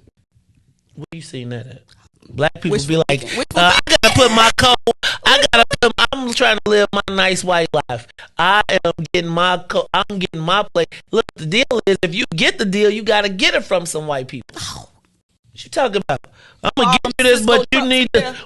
I need you to get your joints from Cisco. Right. No trip. I mean, Cisco is a wholesaler, so Cisco takes everybody's stuff. You want to just be in the Cisco catalog, right? So they could be like, I want Ruthie Mae's seasoning. You want your daddy to be in Cisco. So then when they look for cookies, they be like, they got Cloud9 Killers. What's this? But again, I would just, the number is 872-259-7474. Open up the phone lines. Give us a call, 872-259-7474. What do you do when you see the same Ruthie over here trying to kill my question? But what do you do when everybody sees the same thing but won't change it? And what really got me to thinking was this article in the Sun-Times where the people of Waukegan are saying, man, we probably going to vote for JB, but we know we ain't going to get nothing from it. Right? We keep voting for the same people. They literally say Waukegan is one of the number one stops in the area when Democrats are looking for votes, but then they don't ever see the outcomes, right? And so my question often becomes, that seems like the same thing that we hear here, right? And I do think that oftentimes they put the shiny things in front of us to be like, see what I'm talking about? And again, like I feel like a jerk being like, okay, the restaurant. I feel like a sometimes being like, okay, the restaurant industry is, but realistically, I have a different vision of what restaurants look like because of right what blowing up looks like as compared to, and that's the black weight. What's the matter, Riis? Nah, you said blowing. I almost hit the button. Oh, you could have. Everything I say blowing up, you should just do it, right? But again, if you think about it, give us a call, 872-259-7474. Okay, maybe it's just me, and maybe I'm just saying I am a pessimist in this case in the city. So maybe that's just it. I just don't see things getting better. In spite of Democratic dominance, I don't see black things getting that much better. Maybe I'm crazy. Give us a call, 872-259-7474. Caller. Huh? What? I was going to say, you're not crazy. You just understand scalability. Scalability. Right. Because we're going to talk about scale. Caller, you're on the Mace Jackson Show. What's up? What do you do when everybody sees the same thing, but nobody's willing to do anything? Yo, what's going on, bro? What's up, Ruthie? What's up, Riis? What's going on, family? What's happening, man? What up? What's the question, bro? What's going on, man? You called in and you forgot the question. The question is, what do we do when everybody sees? Hold on. What is the question? What do we do when everybody sees the same thing but won't change it? Well, I think we just have in the age of social media, we're more in the internet. In the age of the internet, we have more efficient means of communicating. It's a lot more accessible, but we just don't have substantial relationships in that communication. And a lot of times we just don't listen to each other. You know what I'm saying? We just get siloed off and, oh, I'm right. Perfect example. We were out in the community getting signatures. And I was able to talk to a lot of old schoolers in a really nice black neighborhood. And they just operate under this older kind of paradigm. And you know, we're listening to them. We're actively listening to them. But when we would try to speak and, you know, and just give our new perspective, they just wasn't trying to hear it. And we like, look at, and I'm talking to my colleague, and I'm like, look at the windows. The windows are all, you know, rotting out and stuff like that. And I'm like, y'all don't even see what's going on. Like the people that moved on y'all block, and y'all don't even see what's going on. Like this, your community is vulnerable, and you still trying to talk about how it was back in the day. And when you showed that video just now, I kind of see it. Like I said, man, we don't, the layers don't communicate. There's too much gap in between the layers. Yeah, you got it, but you need to talk to some people that ain't got it so y'all can figure out how y'all can help each other. So that's it. Hey, and you know what else, bro? It's a wonderful Bears victory Monday. Hey, get him. Thank you very much. This is the Mace Jackson Show. He was trying to get away. He's almost got away. Like, I didn't have the energy yesterday on Facebook to deal with him. I did not have the energy yesterday because he was out there trolling us. Look, y'all, it's the Maze Jackson Show. I'm your host. Tyrone Muhammad says they have a mobilization for change opportunity and the creation of a black political power base, calling Black Chicago to be a part of the change. They want to discuss city and state contracts, construction, development, and training, housing inequalities, violence intervention, cannabis inequalities, voter registration, and prison reform. Tuesday, September 27th, 11 a.m. at the historic Water Tower. If you are interested in being a part of this movement, go to the link in the QR code, ECCSC. Check out Tyrone Muhammad's page for that. Look, I think that, Ruthie, we did that video like 5 years ago. I'm scared to watch that episode. Only because I feel like it's going to be like watching the episodes of these old movies. Which is why I just wonder how long do I fight this fight? Right? Like, how long do you fight for? We have to start fighting for what the new existence is going to be. I was thinking about that very opening video when they were showing it there, and I'll probably play some excerpts. I'll just let the video while Riis is doing the thing. But there was a time when we was 1 and 4, and I was talking from a different vantage point. It seems to me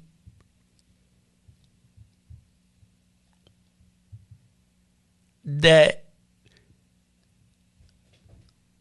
it's only really a few of us that are bothered in the grand scheme of things, right? It's like the same with the BP1, WVON, activist kind of group. And I was thinking about who dies the winner.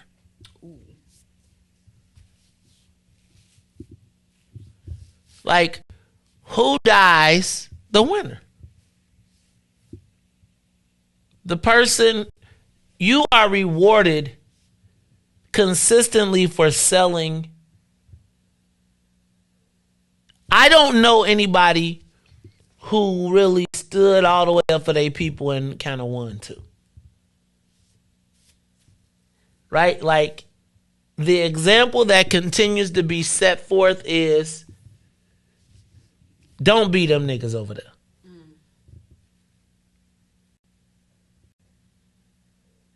And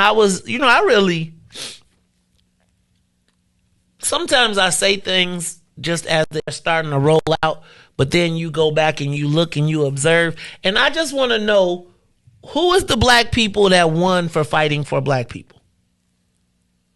I mean, the examples that I have would lead me to also talk about how they exploit people. Man. But I don't know. We talk about all of our heroes as fallen dead soldiers. And all of the people that win, like, talk smack if you want to. They be at the country club like, them niggas over there talking crazy. Pass me the Grey Poupon. Yes. And I just wonder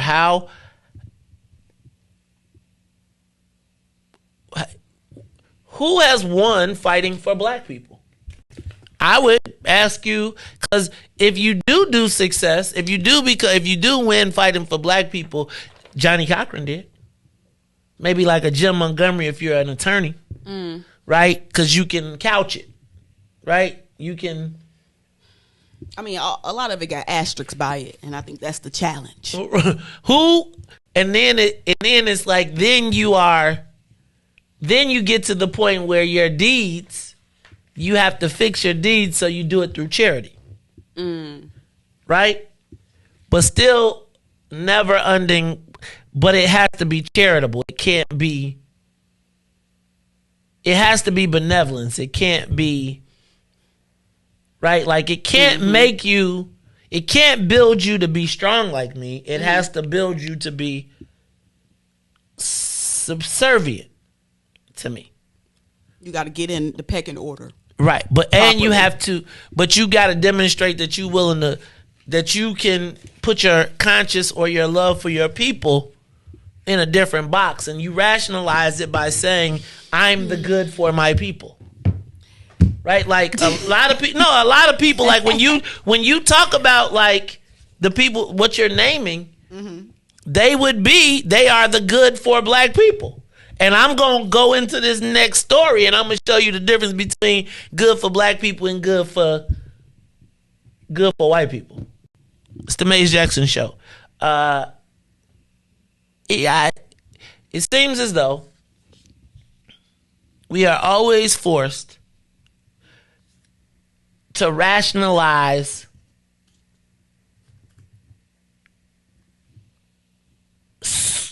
screwing someone black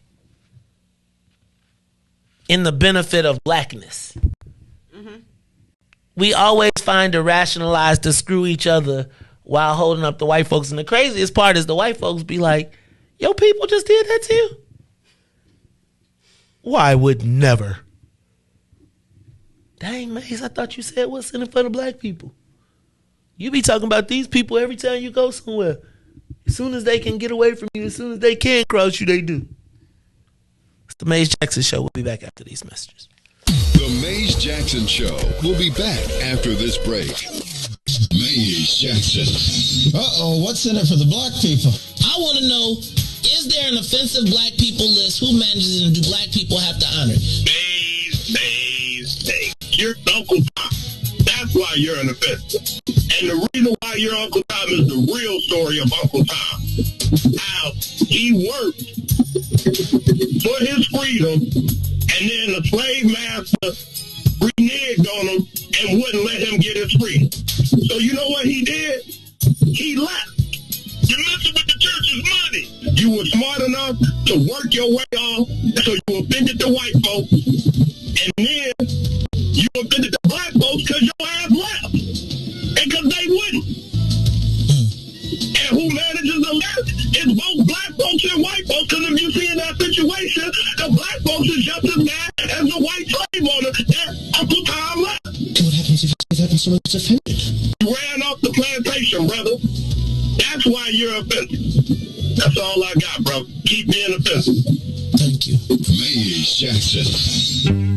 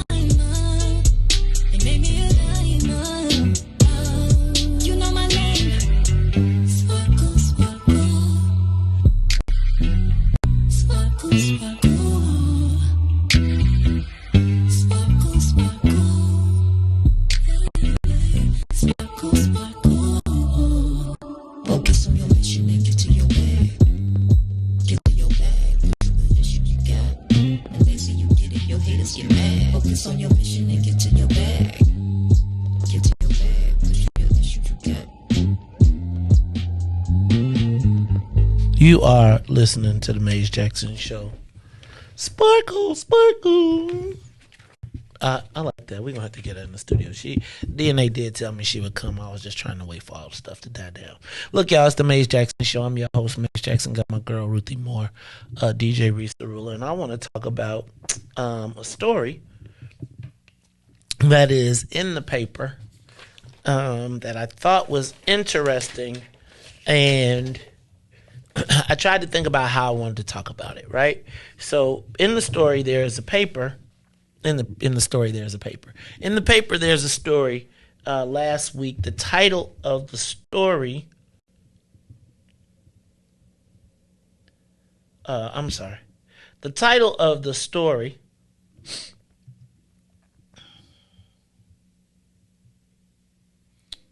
is...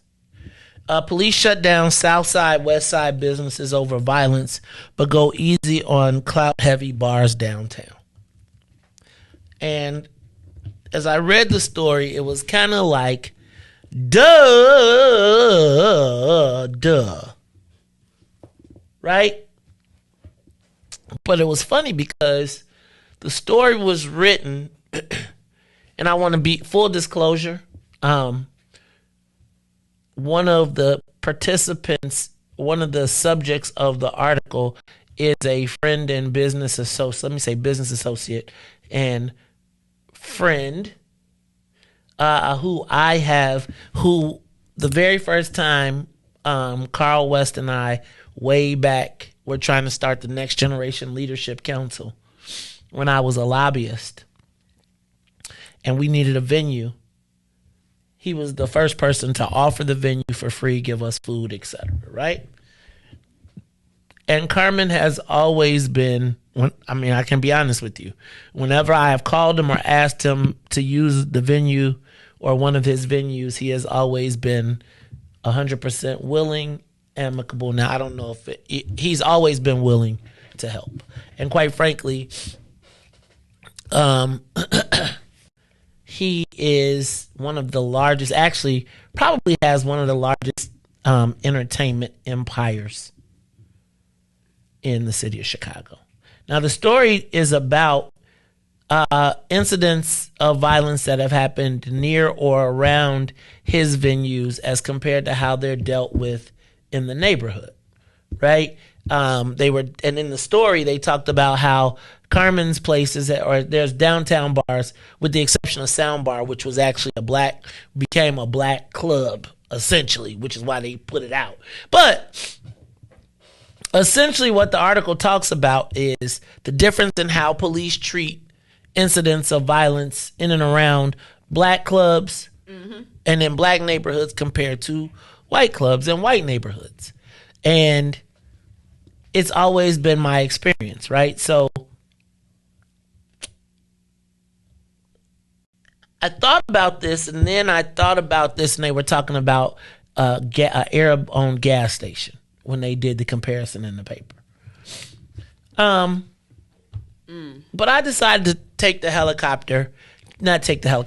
jump in the Wayback Machine. The way back machine.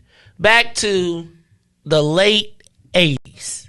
Let's say the 80s, 70s, 80s, and 90s. Early 2000s. So, Ruthie, there was a time in the 70s and 80s where black people controlled their nightlife, their entertainment, their everything. When big time artists came to town and did the big show, they would show up in town and come do the black stuff. Like when Purvis Band could get Aretha Franklin and things like that, right? And there was a direct connect between the entertainment community and the black community from whence they came. Right? So let's say that's the Chitlin Circuit time all the way up until then they got to play into the white clubs, et cetera, et cetera. But there was always in the black community some level of control of entertainment. You know, we say all we do is sing, dance, play ball, and crack jokes, right? So the chitlin circuit, and then people graduate from the chitlin circuit, etc. So I think about like Fluky Stokes and all of those guys and all of the people that had clubs. Like you think about the Rose, remember Mr. Lee's, like all of these places that were around the city, Chic Rick's, Heroes, all of these places that were controlled by black people, black entertainment. Okay? But did they become established because we couldn't go anywhere else?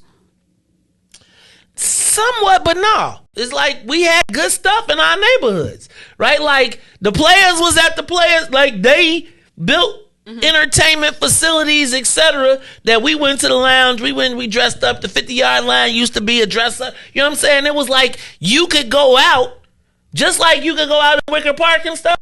You could go out in the neighborhoods. Black bars, black taverns, black whatever, right? So then I remember in the 90s when Reverend Meeks came to prominence in Roseland.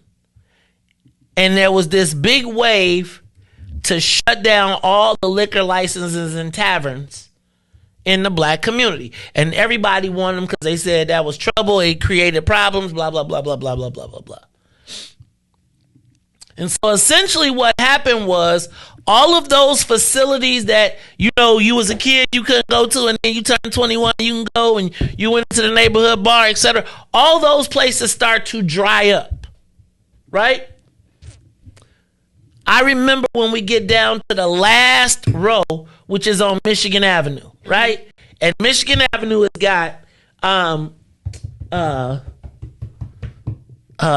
Cotton Club. I can't remember. It's like 5 or 6 black clubs on Michigan Avenue.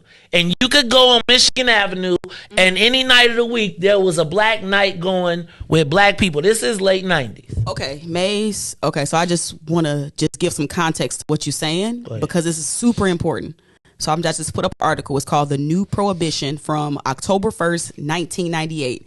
And the first paragraph, actually the first 3 paragraphs, says that on Thursday, March 19th, Mayor Daley stood before hundreds of cheering congregants at Salem Baptist Church on the far east side and told them that his lawyers would help them vote their neighborhoods dry. That's what democracy is all about, Daley said. If you decide in your precinct to do this, you will have the full support of my administration. A vote dry campaign had been cooking in Roseland for some time. The Reverend James Meeks, Salem's ambitious young pastor, was in charge, already tried to get a vote dry referendum for the entire 9th Ward onto the February 1997 ballot. The church collected more than 5,000 signatures, but the petition had been rejected on technicalities. With the help of Daley's law department, that wouldn't happen this time. Now, this last paragraph I'm reading is what you're talking about now. The church was going after 43 liquor establishments, 28th in the 9th Ward, and the others in the 34th. In particular, they were targeting South Michigan Avenue from 100 to 121st Streets, a strip alone 25 liquor licenses operated. Once a thriving middle-class business district, South Michigan had gone to seed. If the neighborhood could get rid of the liquor vendors, Meeks said, other businesses might consider locating there. So I just wanted to add that historical context. So, been on Michigan? Now, so in our neighborhood, alcohol is bad, right? White neighborhood, you can't even open up a restaurant without even thinking about a liquor license. Mm-hmm. So I want you to, so Ruthie, I'm so glad you pulled that up. So historical perspective. So now, Salem, and I would say, do the Salem residents live in Salem? So I'm not that part. Decide that they're going to shut down the liquor industry, and then this becomes a citywide thing where people start to vote their precincts dry, right? So now the entertainment industry for black people moves from ownership, because you could own a bar or a tavern with a liquor license, to and then to promoters, right? So now what you see is, so now I can't go to the neighborhood bar. So now you got this growing middle class young groups that used to go to the bar. You know how you go to your lounge, and right now there's old timers that been at that lounge since forever. Well, they cut that off. So now all of our entertainment is now in the hands of promoters who are seeking venues where we can come to, right? That's why when Dejois popped and when Intas popped and they were two black-owned or rented establishments, they were always overflowing because black people had nowhere to dress up and go. We then decide, with the help of Reverend Meeks, in 1996, 8, whatever, that we're going to take the alcohol and vote ourselves dry. So now it's all packaged goods, and guess who owns those? The Arabs. So now you've driven the competition out of me sitting in a bar, hanging, walking to my corner bar and going, to now I'm going to the liquor store and I have nowhere to drink. Okay? But we gonna drink. Now. So now that is where the industry, so now what you see is pioneers in the industry, and this is where I got to give you a person like a Teddy Gilmore, right?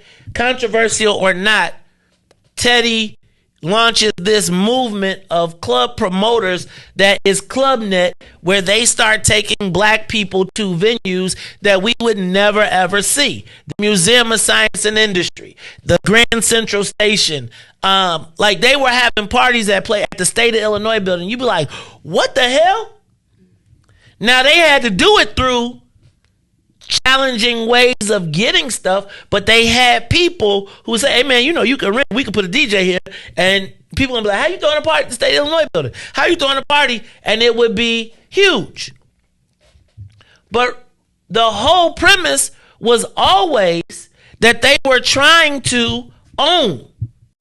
So they would throw these events, and the promoters would throw events so that now that they were kicked out of their own neighborhoods, they were trying to own, they were throwing these parties, and Ruthie, they was making a killing. I'm talking about killing. So that they could buy or own an establishment where in a place like downtown. Now, as Michigan Avenue starts to shut down, not you talking about hundreds in Michigan, I'm talking about Michigan on the low end, where everybody from the Ickies and all of the Robert Taylor, everybody used to congregate, and all of those, that used to be the party strip where the whole city came together. Now remember, Robert Taylor and all those was still up, and they was still black. So that area stayed crowded, and it was dope money, it was regular money, it was work, it was everybody congregate. Slowly, one by one, they all close. Calvin has E2, which is the biggest joint. He changes it from the click to Epitome / E2. Epitome, the first floor was supposed to be an upscale restaurant, right? He done went through, built all the stuff. I'm talking about it's immaculate. Upstairs is a nightclub. They want Calvin gone off of Michigan Avenue. All of a sudden, E2 happens. Now, once E2 happens, ain't no black people, where 23 people died in the building. And Vince, shout out to Vince Bass was the marketing director there. He was there that night. I was supposed to meet him there that night, right? But I was running Alderman Burnett's campaign. And so I was like, I'm too late for me to come over there. I got to be up at 5 o'clock in the morning. So now, and they did everything to get Calvin out, but they couldn't get him out. But they wanted Michigan Avenue, which is now Motor Row, right? So now Calvin is out, and now since Calvin is out, there are now no longer any black club owners. Everybody is now a nomad, finding little clubs where they can go to, or white clubs that have faded, that now the owner is desperate enough to allow a black club to come in, and then they revive it for the next 5 years, and then once it gets cracking, then the white owner kicks the black promoter out because the black people are coming, they buying bottles, and he's making friends with all your people while you there, and then you then become less valuable and they kick the promoter out. So the promoters are on this nomadic quest to find nights. And so what you find is people who, if they own their own facility, would have all of their stuff in one place. But now you got Tuesdays here, Wednesdays here, Thursdays here, and you got these promoters that are nomadic trying to figure out entertainment because black people want to kick it. Okay.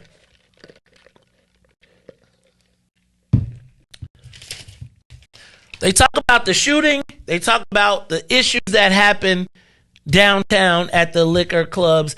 And let's back up. So now we're at a point where all of the black promoters are now, you got a whole set of black promoters. I give them to you, like ClubNet, like CK+1, A&O, A Squared, like all of these guys that are Ruthie getting hundreds of thousands of dollars, like cash, where they are able to buy. But no one will let them buy. No one will allow them to come. And then if they try to buy, they can't get a liquor license. So then they start sneaking under other people's names to buy. Remember the bar over on, remember when Teddy had the place on, when Brendan Riley shut it down. He was over there. Then he had another bar that was over in Greektown, and they shut that down, right? Because the black guy can't open a club where the white kids can open clubs. There used to be a time when you couldn't get bottle service in the city. It was illegal. But because a rich white kid wanted to open a club, he got a legislator to make bottle service legal, right? Wealth being legislated. So now, here, Nouveau Tavern, thank you, Robin. And he had one after Nouveau, right? Because it was on Jackson, right? And Riis, you know about it because, again, black kids want to kick it. They want to party. And so we always got to go. We can't get a club. So we always got to go get a sham restaurant, right? That can't be a club. That then turns into a club because we can't. But I'm telling you all this because I want you to see the 30-year progression. So now, all of the black club promoters have tried to open up. Remember, he just burnt down Drink House, right? So Nouveau Tavern and Drink House, that's Teddy. Teddy been trying to own a club in the city of Chicago because he got an audience that he would be a multi-bazillionaire if he had a club. He's got, love him, hate him, the man has a process. Got it? He opens up downtown. They shut him down. He opens up again downtown. They shut him down. They call him trouble. He gets shut down. White guy does the same thing. Probably the largest, biggest entertainment empire in the city. So now, all the black promoters are out of downtown. So but black people still going downtown, right? So what the white club promoters do, the white owners now do, is buy our talent direct. So now you don't have to go to CK1 to get Ferris. You call Ferris direct and you cut the black promoter out of the whole game because you got the flyest club downtown. So now we're watching as we get aced out of our own entertainment. You look at the clubs that's downtown, black DJs and there's not promoters anymore. Downtown. It's like you're going direct to our audience and we're cut out of the business. So now Teddy, thank you to everybody from WBGX 1578. Thank you. everybody from WBGX 1570 tuning in every day from 6:30 to 8. Tracy, he did actually in all 3 locations. Now, but again, there's a long history. Y'all be cracking me up some days. I'll be like, let me stop getting distracted. Because, again, so now what we have is all of the brothers out of downtown with black people trying to get downtown. Correct? Riis, you still kick it downtown, right? Occasionally. But when you kick it downtown, what happens is they get a promoter to turn black people onto the joint. Then they cut the black dude out. Yep. Oh. So it's like my club is falling off with white people. So now I'm going to open the doors to a black promoter. Then after the black promoter has come in, got it cracking, they kick the black promoter out. I watched them on my corner. I watched the restaurant.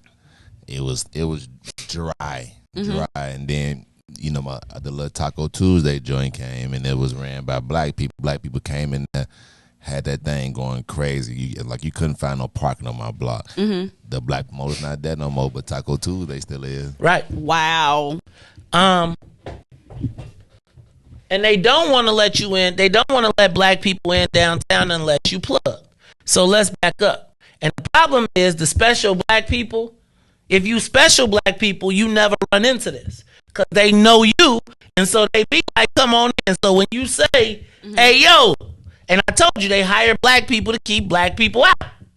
Yep. Black security is hired to tell black people no. Black men security is generally hired to pat down other black men. Now, let me back up. I'm telling y'all about this in the whole scheme of things because I'm watching this over a 30-year cycle where they tell the story of my good friend who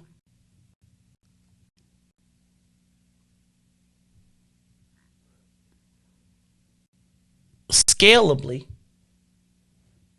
when I asked you who was doing good, like what industries, and you was like the restaurant entertainment industry, and you was talking. So how about when I was reading the article, it says he has the contract to provide the liquor for Lollapalooza. While we talking about, we excited because we got a grant to open up a restaurant. See, the 30-year evolution that we just saw is black people really only control sports and entertainment. Or don't control, but have, that's our biggest area of opportunity. And in a 30-year process, we just watched ourselves be aced out of entertainment ownership, then be forced to go downtown. Now check this out. And guess what? Then they have the money to book the white artists, the black artists, to come to their joints that we can't bring to our neighborhoods. I almost feel like, and that I just want to say that there is a connection between the vice entertainment and religiosity amongst black people. And that's why marijuana failed. That's why Meeks was trying to get the liquor store shut down. As a byproduct, got the tavern shut down. And what's crazy is, I don't want to go too deep into it, but this is such a good article. It talks about how he worked for Push and all this, but don't one of the Jesse Jackson kids got a lick or something? So I just don't understand how it's something about vice and black people. and how when you look at after you put me on to policy and how that worked in conjunction with politics and economics, it blew my mind and it made me look at vice differently. And I think the same thing happened with marijuana. And that's why we ain't got a piece of it. And I think it's the same movement. It's not an accident that the first thing in this article says Mayor Daley stood before the hundreds of people. Why wouldn't Daley want you to get the vice out of your communities? Like, it's mind-boggling. Just think. If that was on Milwaukee, that would have been welcome. Right? So now here's the thing, guys. We have no ownership we're subject to what other, like, we know we kick it.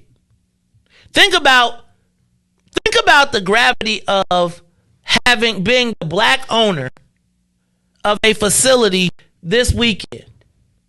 Like, who gets the Kevin Hart after party? Do you understand there's a whole sub economy that comes after that? Like, where does Kevin Hart go now? He's older, but the Kevin Hart, the Mary J. Blige after party, right? At the 2,000 place venue that black folks got. We don't got it. So now if the white owner decides that if he picks that Mary J. Blige joint up, every black woman in the city will not care about what ownership it is. Mary's going to go there. So he can pick up $25,000 to pay her to come somewhere else, right? Now, let me take you to the next step. If we don't own any venues, then I can't donate the venue to you as the elected official to throw your fundraiser. So now he gets to box me out. No shade, but no, you got all the cards in the whole joint, right? So the black dude can't give you a free fundraiser because he don't got a venue, right? So now I'm at a competitive disadvantage in the entertainment industry, even when you start to talk about Lollapalooza and who gets the liquor contract. We have to equate this back to the religious nature of black people and how publicly it's, oh, Jesus, no drinking, no extramarital affairs. And the champion movements, these purity movements. Meanwhile, they still going to the gambling house.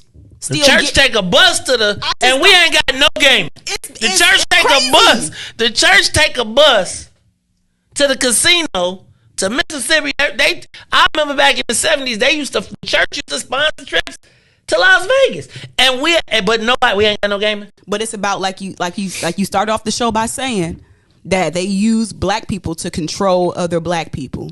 And that's why when you said, do we have any successful black, I said, well, we can't talk about this if we ain't willing to really talk about it. Well, we going to talk about it. Look, y'all, it's the Mace Jackson Show. We got callers. Call you on the Mace Jackson Show. I'll take one call. We got any more calls? I'll take this call and then we're going to come back. It's the Mace Jackson Show. What's up? Hey, Pat here. What's up, Pat? How you feeling, man? Oh, I'm feeling like an old guy, but that's okay. But I was just wanted to bring out a case in point of what you're talking about.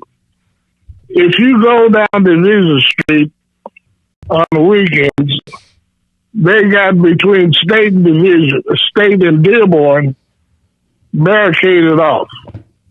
That's where Butch McGuire and all those joints are. And that's one of the rowdiest areas in the city. If you recall, that's where Mayor Daley's nephew hit this guy and killed him and got away with a 60-day, whatever I think it was, house arrest years later. But there's all kinds of shit that goes on there, and you never hear about they aren't closing anything up over there. In fact, the police are there to keep it quiet. You got cops hanging around there, and they still have fist fights and all that kind of shit over there. And it's been that way for years. and like you say, I don't know if they use black guys there or not as security, but I know they had white guys as security some years ago, where they would let black women in, but they wouldn't let black men in. That's true. You know, Patrick, I think you own something. You know, I ain't on nothing. It's been there. You, Patrick, you are right. It has been there. It has been there. And my thought is this, guys. Like, I have absolutely.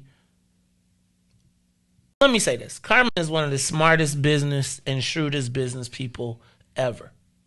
Like, in the entertainment industry here in Chicago. And I'm going to be honest with you.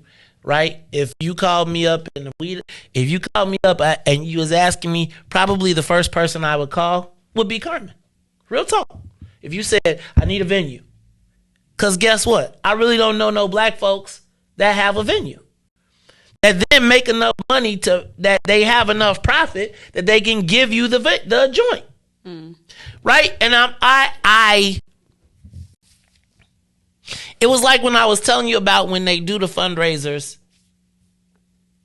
he can give away the joint because he know that the lobbyists are going to come there with corporate credit cards and spend the joint. The black people who got a venue don't got a liquor license because, again, how does Teddy get to the point where he can support Michelle Harris or be able to pay for additional security? Like these white guys, when they got to do extra stuff, they done made so much money that they say we'll do what we got to do. Right? When you have an asset that is like, people assume that because you make money that you got a business that is profitable. They just assume that it's going to be that you're going to make millions of dollars, that there's no expenses. And it's like, so if you never let me give the running start to get started, to get it going, it's like reading this story and knowing that they ran Teddy out of downtown. Now, I'm not tripping because Teddy's got a long history, but we have nobody with the capability of buying something downtown that can operate a nightclub. We know, think about it. I would give you Fife and Deuce, right? They had Soundbar, they had Zentra. Them joints ran for years and years and years and years. People finally was like, we're going to drive them out. They went and found a warehouse.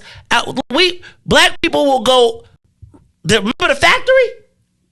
Right? The factory. Lines of people, no bar. You got to bring your own stuff. And people are and they going to charge you to bring your own bottle. And charge you to bring your own bottle because we have no places. And why is it everybody else can kick it? Why? They got... I'm going to tell you that Ruthie, there used to be meetings with all the promoters, the black promoters, where they would just say, we could all, look, let's stop fighting each other. We could all put our money in. We have made enough money that we could buy a club. They wouldn't let them buy one. You ain't getting no liquor license, and you certainly ain't getting no 4 a.m. We tried that with Kenny Boom about like 10 years ago. Man. Something like that. Yeah, because I used to be a party promoter, and we tried to do that. So Kenny Boom was under Teddy. Hey, bro. So let me help you. I was one of the first people to sponsor Kenny when he was at Zentra. Right? So we got the liquor licenses. Look, and then this is what, then as the venues would blow up, guess what they would do? The liquor companies who were brought to the venues, because we would determine what the liquor was, and then the club would start blowing it up, and then the owner, they would sponsor the parties. Then the owner said, why are you giving them the money? Give it to me. So now I just we turned Bacardi Limon. I mean, it was every hot brand from Pastor Cavassier to any of the, were brought to bars. Patron, any of it was brought by black folks. Come on. Then it blows up, and then the black folks get cut out. So now, if you own a venue, and we done heard such and such in the song, and now we asking for it. Now you moving 10,000 cases of it because you got the black joint. Now you a liquor guy.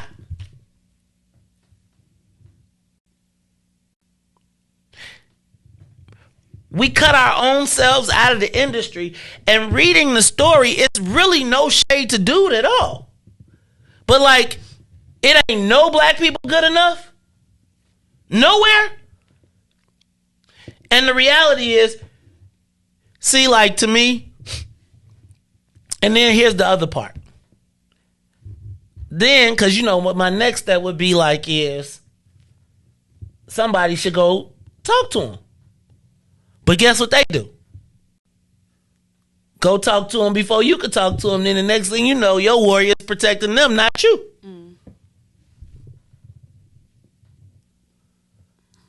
And so what we do is find ourselves being protected from ourselves in the entertainment industry, where it be our own artists.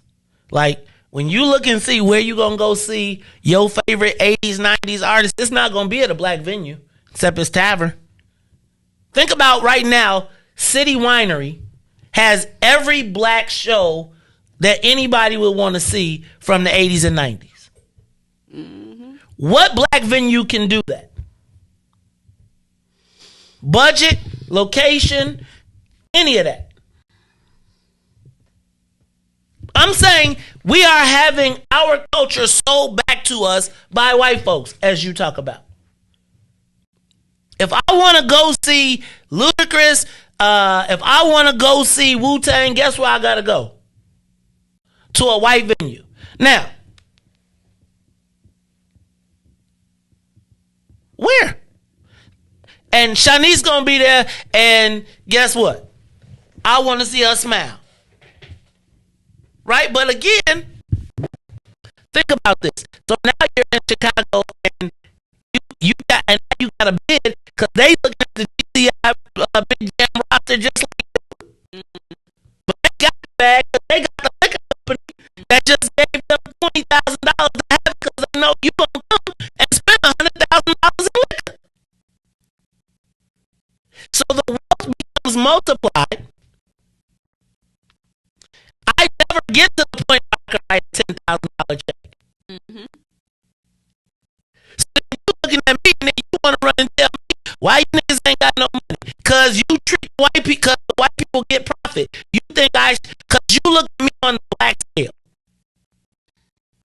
See, what happens is they look at you on the black scale.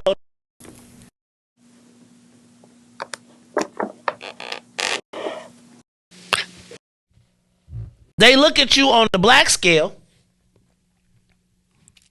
and so they never see you with profit. They see you they see your work as a salary. They don't see, they think, man, you get paid that's a lot of money.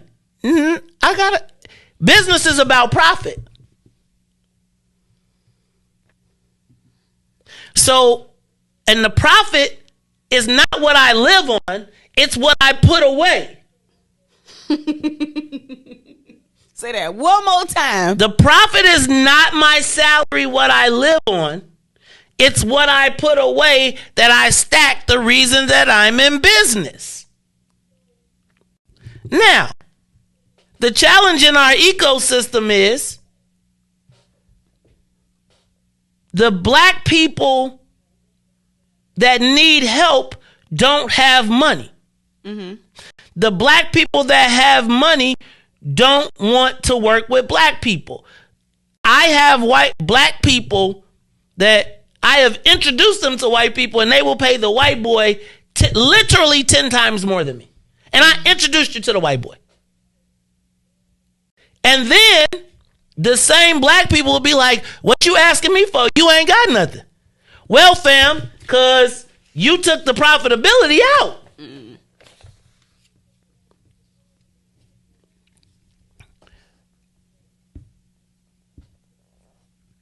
It is white folks collect our icons and don't have the same level of respect. Right? Like, I would argue that in the position that the liquor owner is,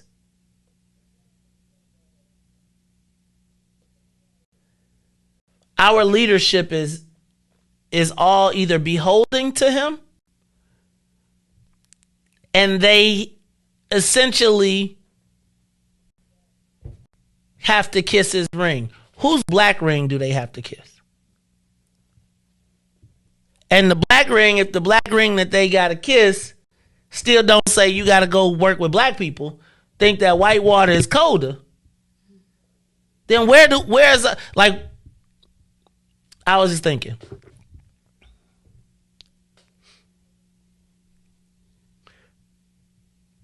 last year, 2 years ago, during the pandemic, some black guys decided to do an outdoor theater with the city in the backdrop. They were fortunate enough to get Soldier Field.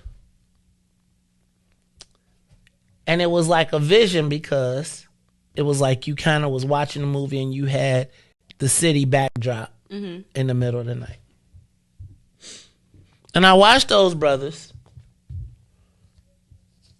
Great idea, but not the money to finance the idea.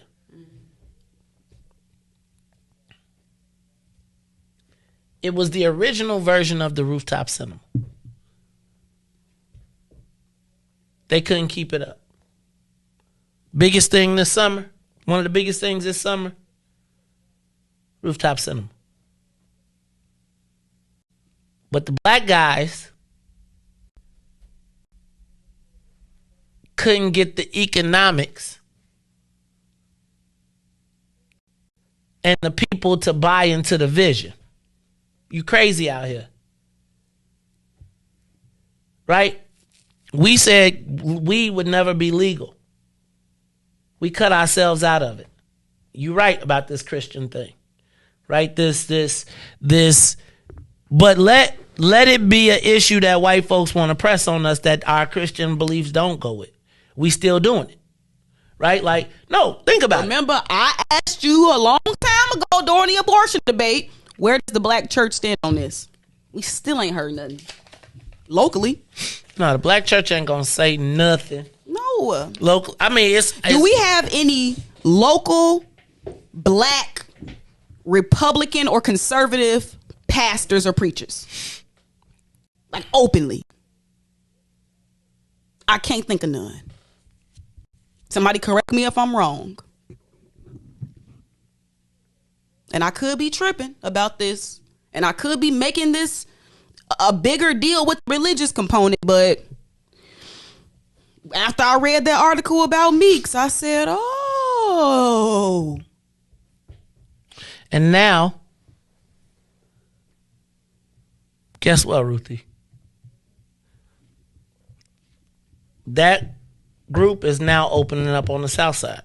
They got their first south of Roosevelt venue opening. It's crazy to me that the black liquor license is held hostage. You tell me. Go ahead. This article is just like really buggy. It's like, I just want to say this last part and I don't even want to really talk about it or analyze it, but this is wild. It says in the same article I've been reading about Meeks, y'all. I'm going down. It says in October of 1995, Meeks, then the head of the Illinois Rainbow Coalition, wrote black ministers urging them not to support the Million Man March of the Nation of Islam's Louis Farrakhan. We who boldly name the name of Jesus should not align ourselves with those who stand boldly against what we believe, the letter read. Wait, what? Maze, I'm telling you, this is from the Chicago Reader, y'all. It's called The New Prohibition by Neil Pollock from October 1st, 1998. Give us a call, 872-259-7474. 872-259-7474. I am like I think the reality of 60 what has happened over 30 years. I mean, guys, I remember Calvin Hollins being in court fighting for his life. And all he wanted to do was build on South Michigan Avenue an upscale black restaurant with a nightclub that met the standards. That was the last true black owner of a real nightlife establishment venue. Since then, we have become nomadic. And then I read this story, right? And I, like, straight up, if I need something, I call, like, because there's no black person for me to call. If I call a black person and say I need a place, man, it's $2,000, it's blah, blah, blah, blah, blah, blah. Family, I ain't got that. You know, man, you know how these black people be. Maze, whatever you need. No problem. And so I'm not mad at him, but I do have to say, like, damn, cuz, I ain't know you had the contract for Lollapalooza for 10 years. You know, when we did this 10-year deal, did we go through the list and see how many people we know? It's the Maze Jackson Show. Give us a call, 872-259-7474. 872-259-7474. I haven't taken a break this minute, so let's hit the top of the hour, and then I'll take your calls. But, like, where do we have? Black people don't have no nightlife, but we be out somewhere. It's like, you know, reading that article, I would have thought that there was never any violence at any white. Remember the boy up north who they made him shut down his venue, his restaurant, drive-through? He had to shut down. Been on a movie? Yep.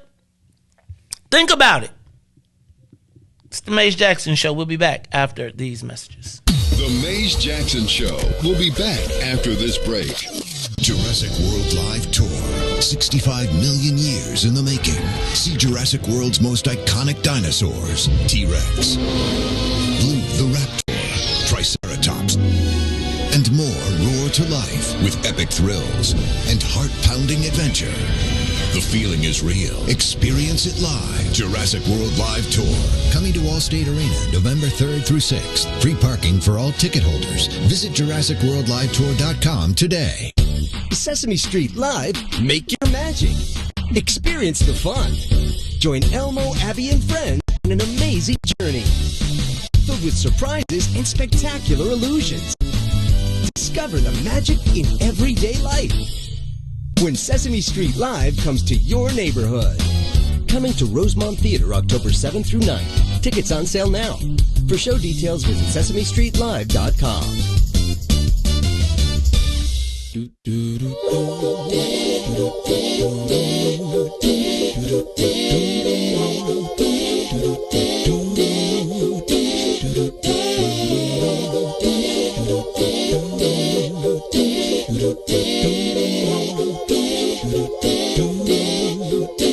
Well, sometimes I go out by myself and I look across the water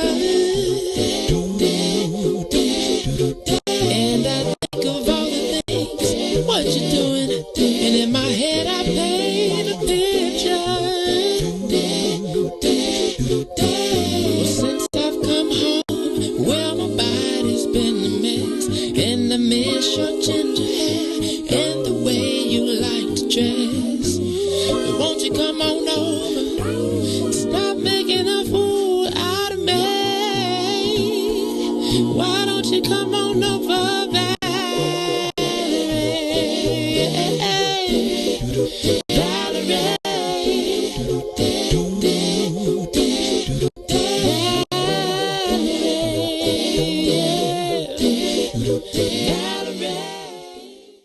Back to the Maze Jackson Show. You are listening to the most dangerous show. This is What's in It for the Black People Radio. Maze Jackson. Maze Jackson. The most vociferous advocate for black people in the world. For Ruthie Moore, for Todd Stroger, I am the host of the Maze Jackson Show, asking every single day, what's in it for the black people?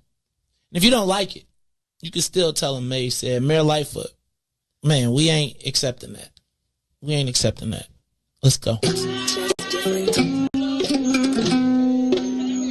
Yeah.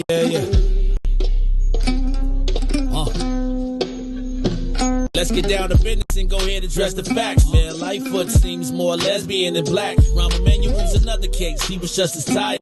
50 closed schools left much to be desired. Police had Anjanette naked on that body cam. They suppressed the footage so it couldn't touch a lot of hands. Reminds me of that 16 shots in that cover-up. Both of them similar, so I went and dug it up. George Floyd killed, a lot of riots happened in the town. Southside burned and they wouldn't let them bridges down. Grandmother sick, need a prescription and plus a couple groceries. You gon' have to travel just to get it now. COVID-19 out here shutting all the business down. Not enough SBA loans to even give around. So many failed businesses that you could put them in the pile. If you don't survive the pandemic, it's gonna sit you down. We sing, dance, play ball, entertain, and crack jokes. Government infested black neighborhoods with crack smoke. System that milked us so bad we got lactose. Still trying to find out what's in it for us black folks. We sing, dance, play ball, entertain, and crack jokes. Government infested black neighborhoods with crack smoke. System that milked us so bad we got lactose. Still trying to find out what's in it for us black folks. Shout out to Willie Wilson, hope one day you get to send it.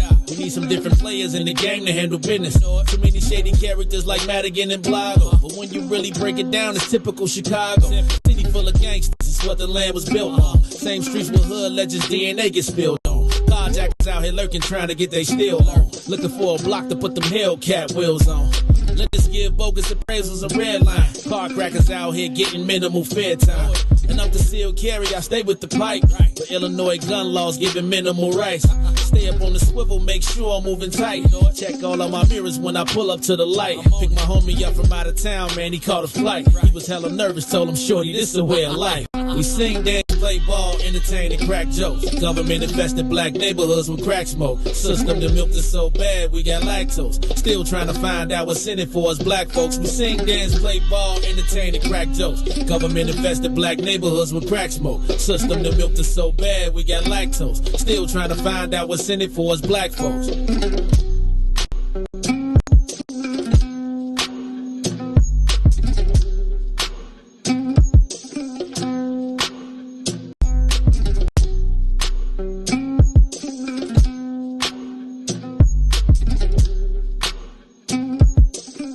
You are listening to the Maze Jackson Show. Wake up, Chicago. Wake up, world. This is the Maze Jackson Show. We're running a little bit late. Behind the lines. Give us a call, 872-259-7474. Black, I was looking at this story. No shade to Carmen Rossi. I mean, he's a very shrewd businessman. But I think somebody in his family, someone in his chain said, we don't need to make you subsistence. We need to make you be successful. And from that, it then gives you the economic freedom to utilize the tools in your toolbox. You know, I heard somebody say Bronzeville Winery can do live entertainment. Bronzeville Winery is a restaurant, right? Their business is built on making restaurants and that's 3/4 of the problem with black venues is that they don't make their money on restaurants, so they become an entertainment venue. They become a club, which is then how they go down the path, right? If their business model was not to make it I think in City Winery, it is the primary focus, right? Or let me back up. They market their food through their music, through their reputation of bringing artists. What I am suggesting to you is that we don't get far enough ahead to give. And so essentially what happens is while we're trying to get from subsistence, they keep lapping us because you make it like you're not just making the venue money. The venue money ain't what's paying for all of the other things. And he is doing exactly what I would advise any black business owner any company that I was advising. I would say be known as a place where elected officials, if you have the ability to do it and donate the venue, please do it. Right? Do it as much as you can. Have as many people in your sphere of influence. If you count the number of Black Caucus members that have had fundraisers there, right? He's got a pretty strong lobby with the Black Caucus. No shade.